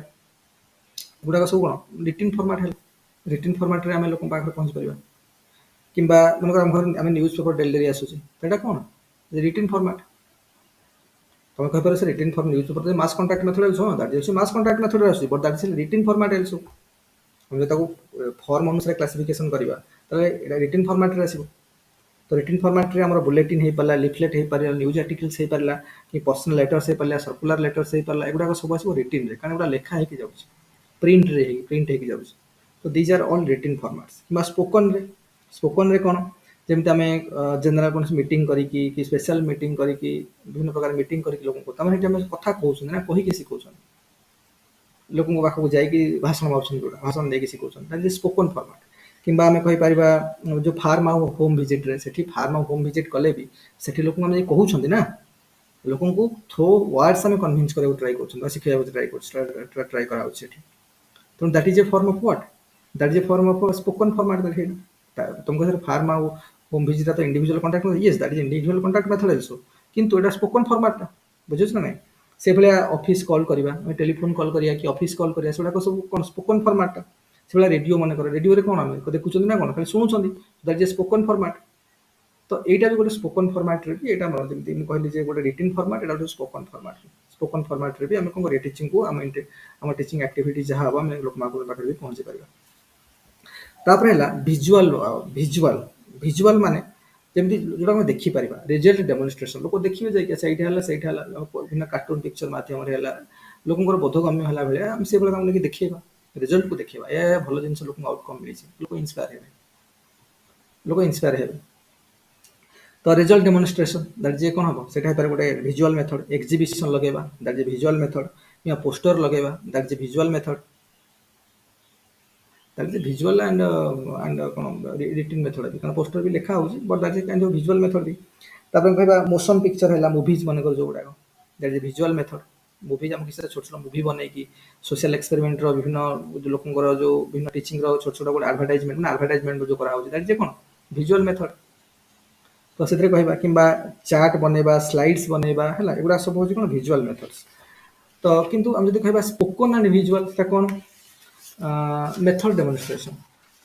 କାରଣ ଯେତେବେଳେ ମେଥଡ଼ ଡେମନଷ୍ଟ୍ରେସନ ଆମେ କରିବା, ରେଜଲ୍ଟ ଡେମନଷ୍ଟ୍ରେସନ ଲୋକ ଦେଖିବେ, ମେଥଡ଼ ଡେମନଷ୍ଟ୍ରେସନ ମାନେ ରେଜଲ୍ଟ ଡେମନଷ୍ଟ୍ରେସନ ଆମେ ଲୋକଙ୍କୁ ଦେଖେଇଦେଲେ ଏହା ସବୁ ଆଉଟକମ୍ ମିଳିଛି, କିନ୍ତୁ ମେଥଡ଼ ଡେମନଷ୍ଟ୍ରେସନ ଜଣେ ଇନଷ୍ଟ୍ରକ୍ସନ ଦେବ। ଆଉ ଯଦି ମେଥଡ଼ ଡେମନଷ୍ଟ୍ରେସନ ହେବ, ମୁଁ ଯାଇକି ବୁଝେଇଲେ ତ ପୁଣି ହେବ, ରେଜଲ୍ଟ ଆମେ ଖାଲି ଦେଖେଇଦେବି, ଦେଖ ମେନ୍ ରେଜଲ୍ଟ ଆସିଛି ବୋଲି। ମେଥଡ଼ ମାନେ ମୋତେ ବୁଝିବାକୁ ପଡ଼ିବ ଯେ କୋଉଟା କେମିତି ହେଲା, ତାପରେ କ'ଣ ହେଲା, ମେଥଡ଼ଟା ପୁରା ବୁଝିବାକୁ ପଡ଼ିବ। ତାମାନେ ଏକରେ ତ ସେଟା ଲୋକଙ୍କୁ ଦେଖାଉଛ, ତାପରେ ତମେ କହୁଛ ବି, that is spoken and visual both. କିମ୍ବା ଆମେ କରିବା meeting at result demonstration, meeting କରିକି ରେଜଲ୍ଟ ଡେମନଷ୍ଟ୍ରେଟ୍ କରୁଛନ୍ତି, ତ ଦ୍ୟାଟ୍ ଇଜ୍ ଅଲସୋ କ'ଣ ସ୍ପୋକନ୍ ଆଣ୍ଡ ଭିଜୁଆଲ। କିମ୍ବା meeting involving motion picture, chart, slide ଦେଖେଇ କିଛି କହୁଛନ୍ତି, ସ୍ଲାଇଡ୍ ମାଧ୍ୟମରେ କିଛି ବୁଝାଉଛନ୍ତି ପ୍ଲସ୍ ଦେଖାଉଛନ୍ତି, so that is also spoken and visual methods. Television ମନେକର, ଦ୍ୟାଟ୍ ଇଜ୍ ଅଲସୋ କ'ଣ ଭିଜୁଆଲ ଆଣ୍ଡ ମେଥଡ୍ସ। ତାମାନେ ଏଇ ଦୃଷ୍ଟିକୋଣରୁ ବି ଆମେ କ'ଣ ଏଗୁଡ଼ା ବି କ୍ଲାସିଫିକେସନ କରାଯାଇପାରେ, ଭିଜୁଆଲ ମେଥଡ୍ସ ଆଉ ରିଟିନ୍ ମେଥଡ୍ସ ଆଉ spoken methods, visual spoken methods, ଏମିତି ସବୁ କରାଯାଇପାରେ, ହେଲା। କିନ୍ତୁ କଥା ହେଲା ଯେ ଆପ୍ରୋପ୍ରିଏଟ୍ ମେଥଡ଼ ଆମେ କେମିତି ଚୁଜ୍, ଏତେ ସବୁ ଏତେ ପ୍ରକାର ଅଛି ଆମେ ଜାଣିଗଲେ, ଏମିତି ସବୁ ଆକର୍ଡିଂ ଟୁ ୟୁଜ୍ ଏଗୁଡ଼ା ଅଛି, ଆକର୍ଡିଂ ଟୁ ଫର୍ମ ଏମିତି ସବୁ ଅଛି, ବିଭିନ୍ନ ପ୍ରକାର ମେଥଡ୍ସ ଆମ ପାଖରେ ଆଭେଲେବୁଲ୍ ଅଛି, ହେଲା। ଆମକୁ ଆମର ଇଣ୍ଟେନ୍ସନ୍ ହେଉଛି ଲୋକଙ୍କର ଷ୍ଟ୍ରକ୍ଚରାଲ ଆଡାପ୍ଟେବିଲିଟିକୁ ବଢ଼େଇବା, ଲୋକଙ୍କର ଷ୍ଟ୍ରକ୍ଚରାଲ ଆଡାପ୍ଟେବିଲିଟି ବଢ଼େଇବା। ମାନେ ଇମ୍ପ୍ଲିମେଣ୍ଟେସନ୍ ହେଇଛି ପ୍ରୋଗ୍ରାମ, ଆମେ ଇମ୍ପ୍ଲିମେଣ୍ଟେସନ୍ ଫେଜ୍ରେ ଅଛନ୍ତି ବର୍ତ୍ତମାନ, ଜିନିଷକୁ ଇମ୍ପ୍ଲିମେଣ୍ଟ କରୁଛନ୍ତି, ସେ ଜିନିଷ ଜାଣୁଛନ୍ତି ଖାଲି ତ ଇମ୍ପ୍ଲିମେଣ୍ଟେସନ୍ ହେବନି, ଲୋକଙ୍କର ଷ୍ଟ୍ରକ୍ଚରାଲ ଆଡାପ୍ଟେବିଲିଟି ବଢ଼ିବ। ଷ୍ଟ୍ରକ୍ଚରାଲ ଆଡାପ୍ଟେବିଲିଟି ବଢ଼ିବାକୁ ହେଲେ ଆମକୁ କ'ଣ ରାଇଟ୍ କାଇଣ୍ଡର education method, right appropriate education method, ଲୋକଙ୍କର ପ୍ରୋଫାଇଲକୁ ଦେଖିକି ବା ସେଇ ସିଚୁଏସନକୁ ଷ୍ଟଡି କଲା ପରେ ଆମକୁ ଯେଉଁଟା ଠିକ୍ ଲାଗିବ ଆମେ ସେଟା କରିବା। ତେଣୁ appropriate selection, appropriate teaching methods ବର୍ତ୍ତମାନ କେମିତି ହେବ ଦେଖ। ସେ କହୁଛନ୍ତି ଯେଉଁ ସବୁ ଏକ୍ସଟେନ୍ସନ୍ ଏଜୁକେସନ୍ର ଯେଉଁ ଲିଡର୍ସ ମାନେ, ଯେଉଁମାନେ ଆ ଉପରେ କାଫି କାମ କରିଛନ୍ତି ଅଲ୍ ଓଭର୍ ଦ ୱାର୍ଲଡ, ଖାଲି ଇଣ୍ଡିଆରେ ନୁହେଁ, ଅଲ୍ ଓଭର୍ ଦ ୱାର୍ଲଡ ହେଇଛି, ସେ ଗୋଟେ ଜିନିଷ କନକ୍ଲୁଡ୍ କରିଛନ୍ତି, ଗୋଟେ ଫାଇଣ୍ଡିଙ୍ଗସ୍ ତାକୁ ମିଳିଛି ଯେ principle and techniques fundamentals in extension teaching are applicable to any country, any community, any locality, any village. ଆମେ କୋଉଠି ବି କରିପାରିବ, କିନ୍ତୁ adjustment and variation in the selection and use of methods and techniques have to be made to fit the existing conditions and situations. ମାନେ କହିବା କଥା ହେଲା world ସାରା ଯେଉଁ ଦେଶକୁ ହେଉ ବା ଯେଉଁ କମ୍ୟୁନିଟିକୁ ହେଉ ବା ଯେଉଁ ଏରିଆକୁ ହେଉ, ଯେଉଁ ଲୋକାଲିଟିରେ, ଯେଉଁ ଭିଲେଜରେ, ଯେଉଁଠିକି ଗଲେ ବି ଆମେ ଯେଉଁ ଏକ୍ସଟେନ୍ସନ୍ ମେଥଡ୍ସ ପାଖରେ ଅଛି, ଯେଉଁ ଟେକ୍ନିକ୍ ଅଛି, ଏଇଟା ସବୁଠି ଲାଗିପାରିବ। କିନ୍ତୁ ଏଥିରେ କିଛିଟା ମୋଡିଫିକେସନ୍ କରିକି, ରାଇଟ୍ କାଇଣ୍ଡର କମ୍ବିନେସନ୍ କରିକି, କମ୍ବିନେସନ୍ ମାନେ ବେଳେବେଳେ ସିଙ୍ଗଲ ମେଥଡ୍ସ ୟୁଜ୍ ହେବ, ବେଳେବେଳେ ନମ୍ବର ଅଫ୍ ମେଥଡ୍ସ ୟୁଜ୍ ହେବ। ଆଉ ଯେଉଁଠି ନମ୍ବର ଅଫ୍ ମେଥଡ୍ସ ହେବ ତାକୁ ସିକ୍ୱେନ୍ସିଆଲି ଆରେଞ୍ଜମେଣ୍ଟ କରିବାକୁ ପଡ଼ିବ, କୋଉଟା କାପରେ ତାପରେ କେବଳ କୋଉଟା ତାର ଏଗୁଡାକ ସବୁ ଆମକୁ କଣ କରିବା ନା ଯୋଉ ଏକ୍ଜିଷ୍ଟିଂ କଣ୍ଡିସନ୍ସ ଯୋଉ ଏରିଆରେ ହବ ତାକୁ ଅ, ତାକୁ ବେସ୍ କରିକି ଆମକୁ ଚୁଜ୍ କରିବାକୁ ପଡିବ ଆମକୁ ମାନେ ଏକ୍ସଟେନ୍ସନ ଏଜୁକେଟର ସେ ଅନୁସାରେ ତାର ବୁଦ୍ଧି ଲଗେଇକି ସେ ତାକୁ ବନେଇବ ସୋ ଦ୍ୟାଟ୍ ଇଫେକ୍ଟିଭ ହେଇପାରିବ ଏଟା ତେଣୁ ଏଇଥିରେ ଯୋଉ ସିଲେକ୍ସନ ଅଫ୍ ଆପ୍ରୋପ୍ରିଏଟ୍ ମେଥଡରେ ଏକ୍ସଟେନ୍ସନ ଏଜୁକେଟରର କାଫି ରୋଲ ରହିଛି ତେଣୁ selection of appropriate teaching methods ବି ଏକ୍ସଟେନ୍ସନ ଏଜୁକେଟରର ଗୋଟେ ରୋଲ ଆଉ ସିଲେକ୍ସନ କରିବା ଆବିଲିଟିଟା ତାର କ୍ୱାଲିଟି ability of selecting ନା that is a quality କିନ୍ତୁ ଯୋଉଟା ସିଲେକ୍ଟ କରିବାଟା ରୋଲ ହେଇପାରେ ଆଉ ସେ ରୋଲକୁ ସଠିକ ରୂପରେ କରିବା ତାର କ୍ୱାଲିଟି ବି ବୁଝୁଛ ନା ନାଇଁ ତେଣୁ ଗୋଟେ ଭଲ କ୍ୱାଲିଟିର ଏକ୍ସଟେନ୍ସନ ଏଜୁକେଟର ଯେତେବେଳେ ପରଫେକ୍ଟ ରୋଲ ସମ୍ପାଦନ କରୁଛି ବୋଲି କହିବା ତାହେଲେ ଏଇ ଜିନିଷକୁ ସେ ଠିକ୍ ସେ କରିପାରୁଛି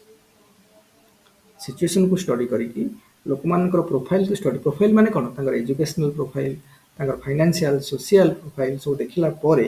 ଜିନିଷକୁ ସିଚୁଏସନକୁ ଷ୍ଟଡି କଲା ପରେ ସେ ଏଇଭଳିଆ ଲର୍ଣ୍ଣିଂ ସିଚୁଏସନ ଗୋଟେ କ୍ରିଏଟ୍ କରିବ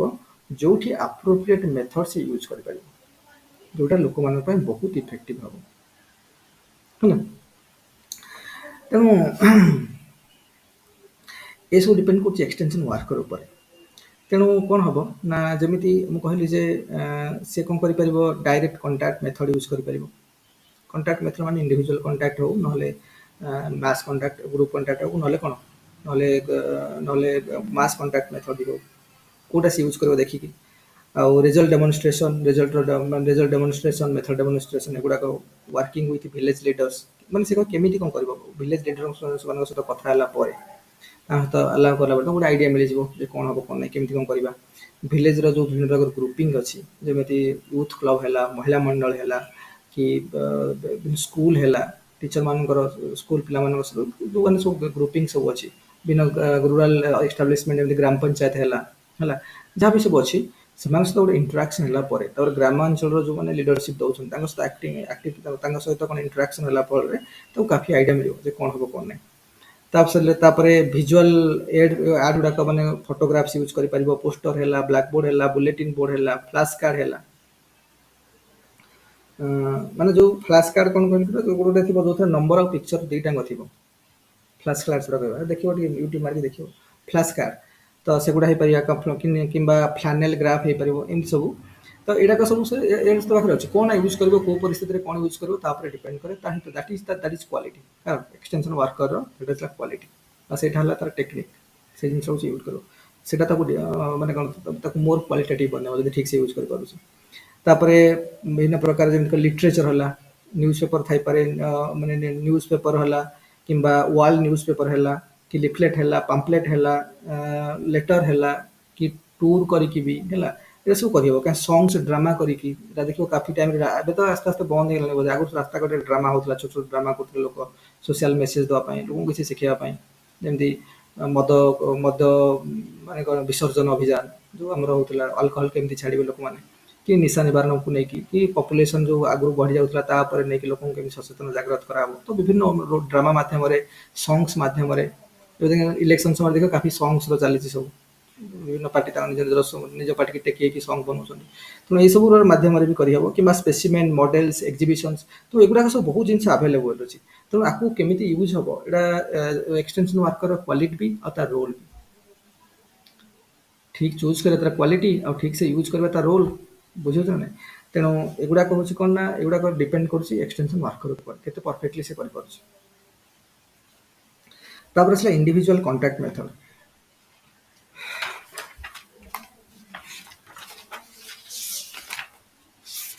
ଦେଖ ଇଣ୍ଡିଭିଜୁଆଲ କଣ୍ଟାକ୍ଟ ଏତିକିରେ କ୍ଲାସ୍ ବନ୍ଦ କରିବେ କିରେ ଇଣ୍ଡିଭିଜୁଆଲ କଣ୍ଟାକ୍ଟ ମେଥଡ଼ ଦେଖ ଆରେ ଏତିକିରେ ବନ୍ଦ करे ନା ଆଉ ଟିକେ ଷ୍ଟାର୍ଟ କରି ଚଲେଇବା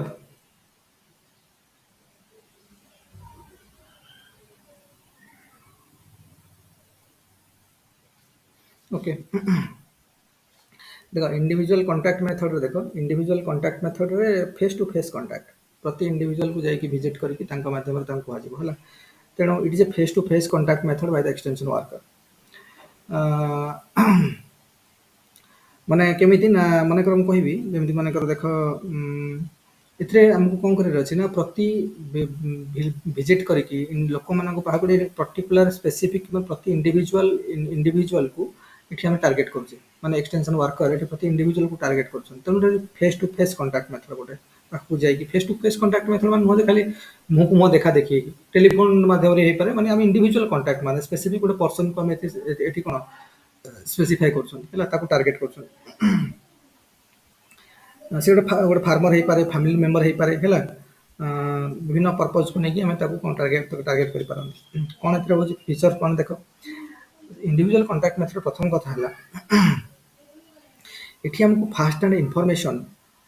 ଫାର୍ମ ଆଉ ହୋମ୍ କଣ୍ଡିସନ୍ସକୁ ନେଇକି ମିଳିପାରେ ମାନେ ପର୍ଟିକୁଲାର ଗୋଟେ ଭଗବାନଙ୍କ ଘରକୁ ଯାଇକି ପର୍ଟିକୁଲାର ଗୋଟେ ଲୋକକୁ ବା ହାଉସ୍ର ଜଣେ ମେମ୍ବରକୁ ଯାଇକି କଣ୍ଟାକ୍ଟ କଲେ ତ ସେଠି ଆମକୁ ଫାଷ୍ଟ ଆଣ୍ଡ ଇନଫର୍ମେସନ୍ ମିଳିଲା ହାଉସ୍ କଣ୍ଡିସନ୍ସ ବିଷୟରେ କି କୌଣସି ଫାର୍ମକୁ ଯାଇକି ଫାର୍ମ ଭିଜିଟ୍ରେ ଯଦି ସେଠି ଗୋଟେ ଫାର୍ମର ସହିତ ଆମେ ଡାଇରେକ୍ଟଲି କଥା ହେଲେ ତ କାଫି ଜିନିଷ ଆମକୁ ସେଠି ଫାଷ୍ଟ ଆଣ୍ଡ ଇନଫର୍ମେସନ୍ ମିଳିଲା ଯୋଉଟା ବାହାରେ ଆମେ ଶୁଣିକି ବାୟସ୍ ରହୁଛନ୍ତି କେଉଁ ନ୍ୟୁଜ୍ ପେପରରୁ କି ଏଠୁ ସେଠୁ କିନ୍ତୁ ସେ ଯାଇକି ରିଅଲ୍ ଲୋକଙ୍କୁ ପଚାରିକି ତ ସେଇଠି ଆମେ ଜିନିଷକୁ ଗୋଟେ ଫାଷ୍ଟ ଆଣ୍ଡ ଇନଫର୍ମେସନ୍ ଆମକୁ ମିଳିଲା ଯାଇକି ପ୍ରଥମ କଥା ସେକେଣ୍ଡ କଥା ହେଲା ଯେ ଆମେ ତାଙ୍କୁ ଆସିଷ୍ଟ କରିପାରିବା କିମ୍ବା ଆଡଭାଇସ୍ ଦେଇପାରିବା ଟୁ ସଲ୍ଭ ଏ ସ୍ପେସିଫିକ୍ ପ୍ରୋବ୍ଲେମ୍ସ ସେମାନଙ୍କ ଭିତରେ ଗୋଟେ ସ୍ପେସିଫିକ୍ ପ୍ରୋବ୍ଲେମ୍ ଗୋଟେ ଏକ୍ଜିଷ୍ଟ କରୁଛି ସେ ବିଷୟରେ କ'ଣ କରାଯାଏ ଇଫେକ୍ଟିଭଲି ଜିନିଷ କେମିତି ହ୍ୟାଣ୍ଡେଲ୍ କରିହେବ ଫର୍ ଏକ୍ଜାମ୍ପଲ୍ ଗୋଟେ ଏରିଆରେ ମନେକର ଲୋକମାନଙ୍କର କ୍ରପ୍ ରୋଟେସନ୍ ବିଷୟରେ ଜାଣିନାହାନ୍ତି ଗୋଟେ ଏଗ୍ରିକଲଚର କଥା କହୁଛେ ମନେକର କ୍ରପ୍ ରୋଟେସନ୍ ବିଷୟରେ ଜାଣିକି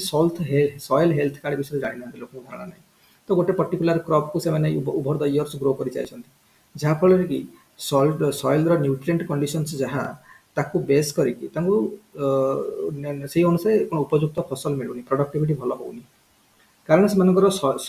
କ୍ରପ୍ ରୋଟେସନ୍ ବିଷୟରେ ଧାରଣା ନାହିଁ ବା ସଏଲ୍ ହେଲ୍ଥ କାର୍ଡ଼ର କନସେପ୍ଟ ଯେଉଁ ଭାରତ ସରକାରଙ୍କର ଅଛି ସେ ସମ୍ପର୍କରେ ତାଙ୍କୁ ନଲେଜ ନାହିଁ ଆମେ ଯାଇକି ତା ବିଷୟରେ ତାଙ୍କୁ ବତେଇଲି ଯେ ତୁମେ ନିଜର ସଏଲ୍ ହେଲ୍ଥ କାର୍ଡ଼ ଦେଖ ନିଜର ସଏଲ୍ର ନ୍ୟୁଟ୍ରିଏଣ୍ଟ କଣ୍ଡିସନ୍ସ ଦେଖ କେଉଁ ଫସଲ ଭଲ କଲେ ସେ ପ୍ରତି ସ୍ପେସିଫିକ୍ ନ୍ୟୁଟ୍ରିଏଣ୍ଟ କଣ୍ଡିସନ୍ସରେ ଭଲ ଗ୍ରୋ କରିବ ସେଇ ଟାଇପ୍ର ଚାଷ କଲେ ବେଟର୍ ହେବ ତ ଏ ବିଷୟ ତାଙ୍କୁ ଆମେ ଶିଖିବାକୁ ଚାହିଁଲେ ତ ଏଠି କ'ଣ ହେବ ନା ଆମେ ତାକୁ ଆସିଷ୍ଟ କରିପାରିବା ପର୍ଟିକୁଲାର ଗୋଟେ ଇଣ୍ଡିଭିଜୁଆଲକୁ ଯାଇକି ଆମେ ଟାର୍ଗେଟ୍ କରିଛନ୍ତି ଏଠି ତ ତାକୁ ଆସିଷ୍ଟ କରିପାରିବା ଏଇ ଜିନିଷରେ ହେଲା ତ ତାକୁ ବା ସ୍କିଲ୍ ବି ତାକୁ ତ ସ୍କିଲ୍ ଶିଖିଲେ ତାକୁ ମାନେ ନଲେଜ ବି ତାକୁ ଆସିଲା ପ୍ଲସ୍ ତା ସ୍କିଲ୍ରେ ଇମ୍ପ୍ରୁଭମେଣ୍ଟ ହେଲା ଏ ଗୋଟେ ହେଇପାରିବ ଏଇଟା ହେବା ଦ୍ୱାରା କ'ଣ ଆମର ଯେଉଁ ବେସିକ୍ ଇଣ୍ଟେନସନ୍ ହେଉଛି ଆମର ବେସିକ୍ ଇଣ୍ଟେନସନ୍ କ'ଣ ଷ୍ଟ୍ରକ୍ଚରାଲ୍ ଆଡାପ୍ଟିବିଲିଟି ବଢ଼ୁ ଷ୍ଟ୍ରକ୍ଚରାଲ୍ ଆଡାପ୍ଟିବିଲିଟି ବଢ଼ିଲେ ହିଁ ଇଣ୍ଟରେଷ୍ଟ ଆସିବ କାରଣ ଯେଉଁ ଦେଖେଇଲେ ନେଇକି ତାଠି ଆଟେନସନ୍ ଗ୍ରାଫ୍ କଲେ ତାକୁ ମୁଁ କହିଥିଲି ନା ଆଟେନସନ୍ ଇଣ୍ଟରେଷ୍ଟ ଡିଜାୟାର କନଭିକ୍ସନ୍ ତାପରେ କନଭିକ୍ସନ୍ ଟ୍ରାନ୍ସଲେଟ୍ ଟୁ ଆକ୍ସନ୍ ତାପରେ ସାଟିସ୍ଫାକ୍ସନ୍ ଏଇଟା ତ ଆମର ଅଣ୍ଡରଲାଇନ୍ କରେଣ୍ଟଟା ସବୁବେଳେ ଚାଲିଛି ପୁରା ଏକ୍ସଟେନ୍ସନ୍ ଏଜୁକେସନରେ ତ ଏଇଠି ପର୍ଟିକୁଲାର 6 ନମ୍ବର ଚାପ୍ଟର ଆମେ କ'ଣଟା ଟାର୍ଗେଟ୍ କରୁଛନ୍ତି ତା ଇଣ୍ଟରେଷ୍ଟ ଆସୁ ଇଣ୍ଟରେଷ୍ଟ ଆରାଇଜ୍ ହଉ ଇଣ୍ଟରେଷ୍ଟ ଆରାଇଜ୍ ହେଉଛି ମାନେ କ'ଣ ଷ୍ଟ୍ରକ୍ଚରାଲ୍ ଆଡାପ୍ଟିବିଲିଟି ବଢ଼ୁ ଇଣ୍ଟରେଷ୍ଟ ଆରାଇଜ୍ ହେଉଛି ମାନେ ଷ୍ଟ୍ରକ୍ଚରାଲ୍ ଆଡାପ୍ଟିବିଲିଟି ବଢ଼ୁଛି ଆମ ପ୍ରୋଗ୍ରାମ ପ୍ରତି ତେଣୁ ସେଇଟା ହେଉଛି ମେନ୍ କାମ ତ ଏଇ ମାଧ୍ୟମରେ ଆମେ ତାକୁ ଶିଖେଇକି ଇଣ୍ଡିଭିଜୁଆଲ ଲେଭେଲରେ ବି ଆମେ କ'ଣ କରିପାରିବା ତା ଇଣ୍ଟରେଷ୍ଟକୁ ବଢ଼େଇ ପାରିବା ତ ଷ୍ଟ୍ରକ୍ଚରାଲ୍ ଆଡାପ୍ଟିବିଲିଟି ବଢ଼ିବ ତା ମାନେ ହେଲା ତାପରେ କ'ଣ କରିବା ତାପରେ କ'ଣ କରାହେବା ଏଇ ମାଧ୍ୟମରେ କ'ଣ ହେଉଛି ନା ଏଠି ମନେକର ଆମେ ମନେକର ମାସ୍ କଣ୍ଟାକ୍ଟ ମେଥଡ଼ରେ ଥୋଡ଼ି ଆମେ କେଉଁ ଇଣ୍ଡିଭିଜୁଆଲକୁ ଦେଖୁଛନ୍ତି ଆମେ ଟେଲିଭିଜନ ମାଧ୍ୟମରେ କହିଦେଲେ ସେଥିରେ କିଏ ଶୁଣିଲା କିଏ ନ ଶୁଣିଲା ଥୋଡ଼ି ଆମେ ଜାଣିଛନ୍ତି କି ଗ୍ରୁପ୍ କଣ୍ଟାକ୍ଟ ମେଥଡ଼ ମାନଙ୍କରେ ଆମେ ଗୋଟେ ପର୍ଟିକୁଲାର 17-18 ଜଣ ଲୋକଙ୍କୁ ଜମା କରିକି ଗୋଟେ ବୁଝେଇଦେଲେ ତାଙ୍କ ଭିତରୁ ଇଣ୍ଡିଭିଜୁଆଲି କାହାକୁ ପ୍ରୋବ୍ଲେମ୍ ଅଛି କି କ'ଣ ଥୋଡ଼ି ଜଣାପଡ଼ୁଛି ଆମକୁ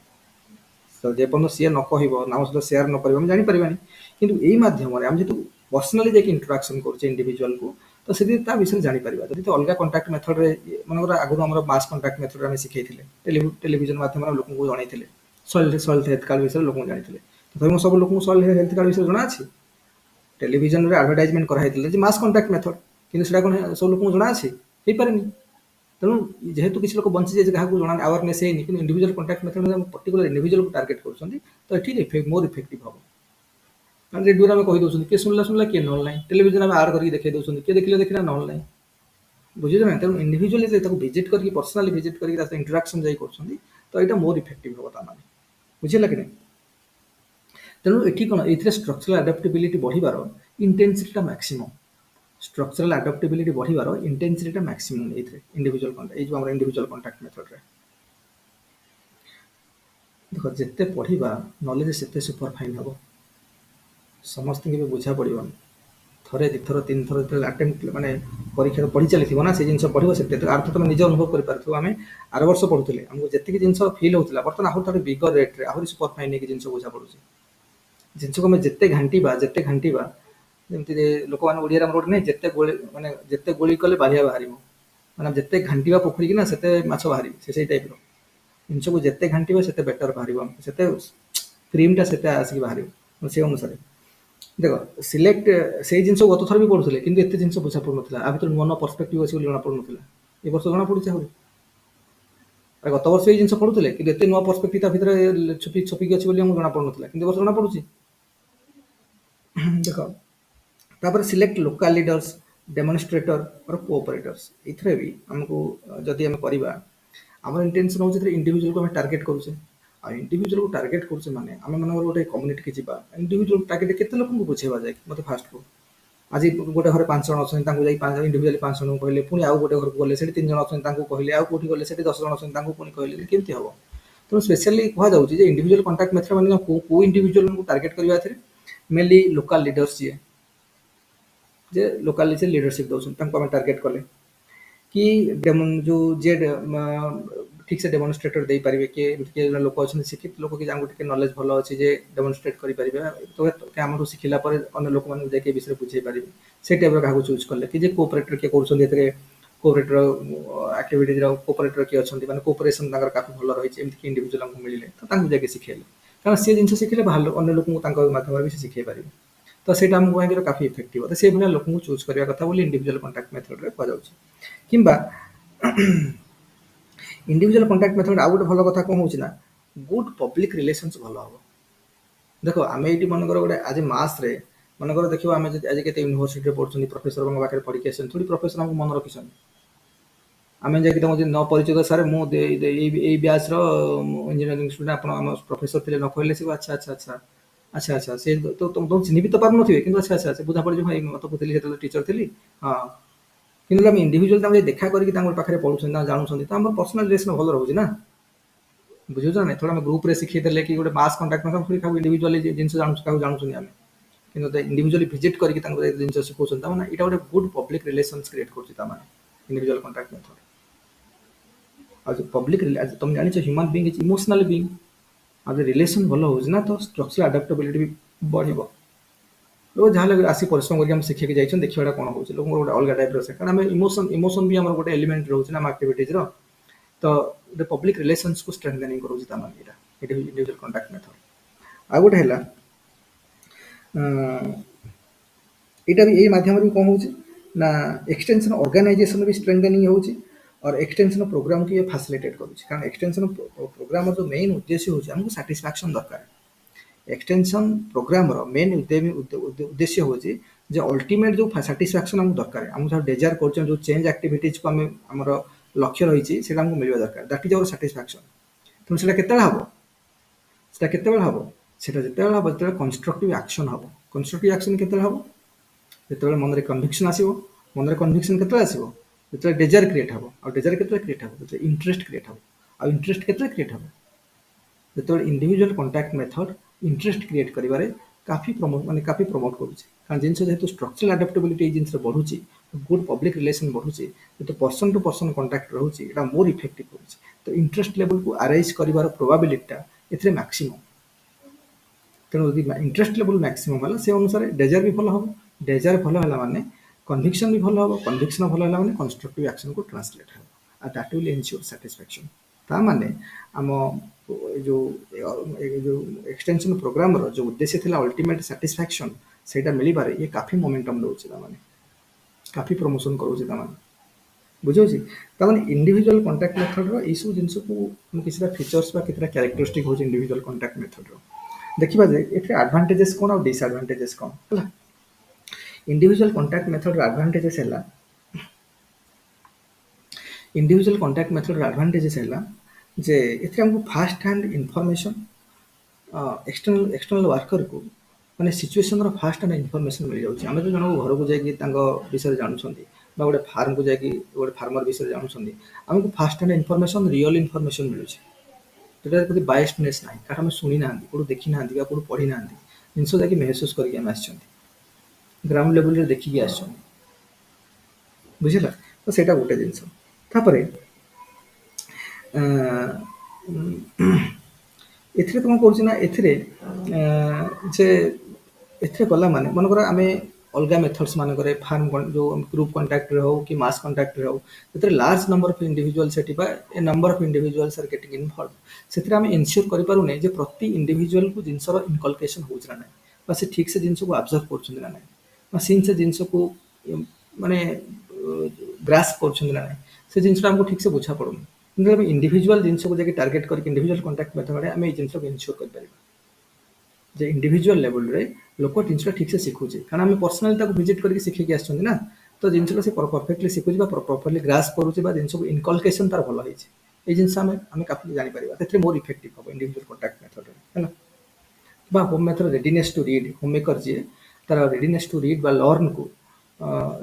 ଏଇ ଜିନିଷଟାକୁ ଆମେ କାଫି ଏନସିଓର କରିପାରିବା କାହିଁକିନା ଆମ ଯେହେତୁ ଇଣ୍ଡିଭିଜୁଆଲ ଟୁ ଇଣ୍ଡିଭିଜୁଆଲ କଣ୍ଟାକ୍ଟ ହେଇଛି ଏଥିରେ ଏଇଟା ଗୋଟେ ବେନିଫିଟ୍ ହେଇପାରେ ଯେଉଁଠି ଅଲଗା ମେଥଡ଼ ମାନଙ୍କରେ ଏଇ ଜିନିଷକୁ ଏତେ ଏନସିଓର କରିହେବନି ଆମେ ତ 20 ଜଣଙ୍କୁ ଶିଖିକି ଆସିଲେ ତା ଭିତରୁ କିଏ ଗୋଟେ ଅଧେ ଶିଖିନି କି ଆଟେଣ୍ଟିଭ ନାହିଁ ତ ଆମେ ଏତେ କହିପାରିବାନି ନା ମାସ୍ କଣ୍ଟାକ୍ଟ ମେଥଡ଼ ତ ଲକ୍ଷ ଲକ୍ଷ ଲୋକଙ୍କୁ କଣ୍ଟାକ୍ଟ କରାହେଉଛି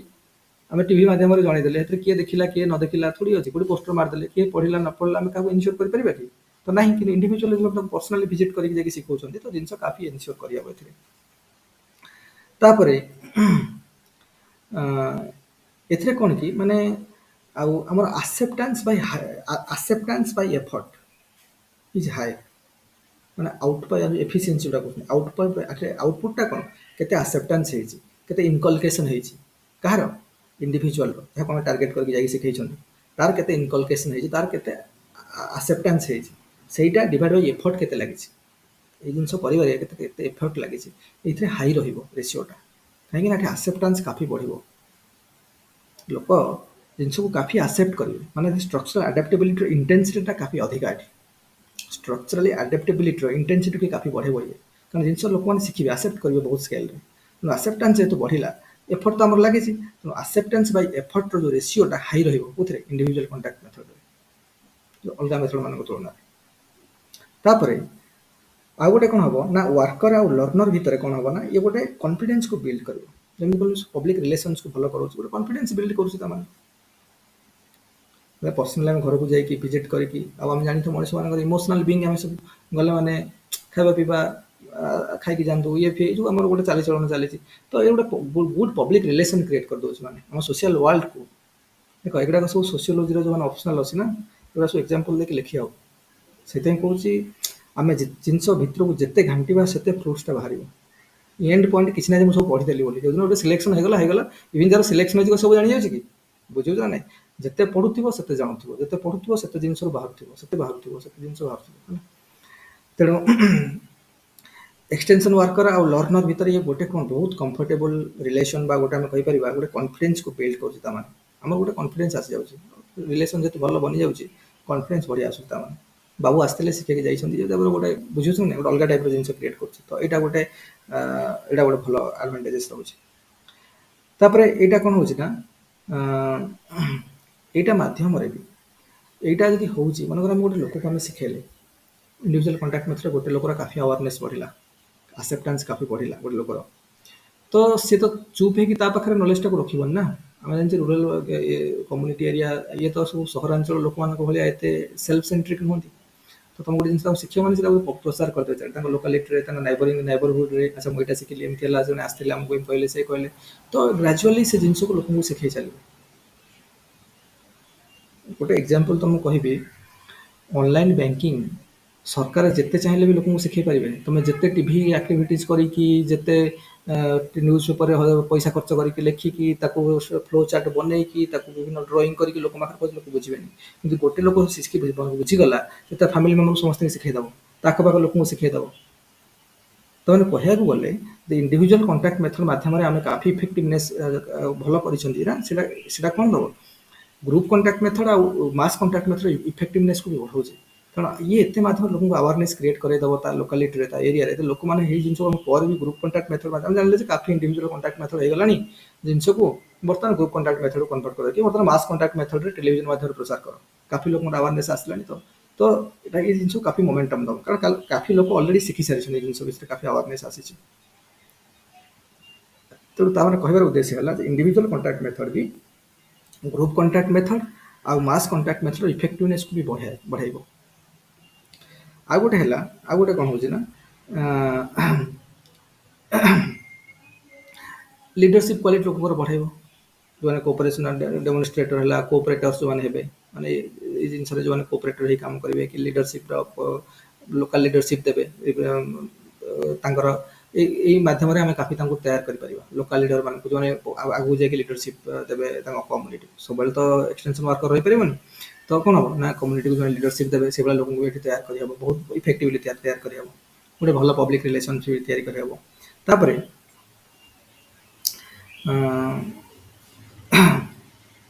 ମନେକର ମାସ୍ କଣ୍ଟାକ୍ଟ ମେଥଡ଼ରେ ଆମେ ଆଗୁଆ ଚଲେଇଥିଲେ, ଯେଉଁ କିଛି ଲୋକ ବଞ୍ଚି ଯାଇଛନ୍ତି। ଏବେ କ'ଣ ସର୍ବଶିକ୍ଷା ଅଭିଯାନ ଭିତରେ ଲୋକଙ୍କୁ କୁହାହେଉନି, ଏକ୍ସଟେନସନ୍ ଏଜୁକେସନ୍ ନ୍ୟୁଜ୍ ପେପର ମାଧ୍ୟମରେ, ଟେଲିଭିଜନ ମାଧ୍ୟମରେ ଲୋକଙ୍କୁ କୁହାହେଉନି, କ୍ୱାଲିଟି ଏଜୁକେସନ୍ ମାଧ୍ୟମରେ ଲୋକଙ୍କୁ କୁହାହେଉନି,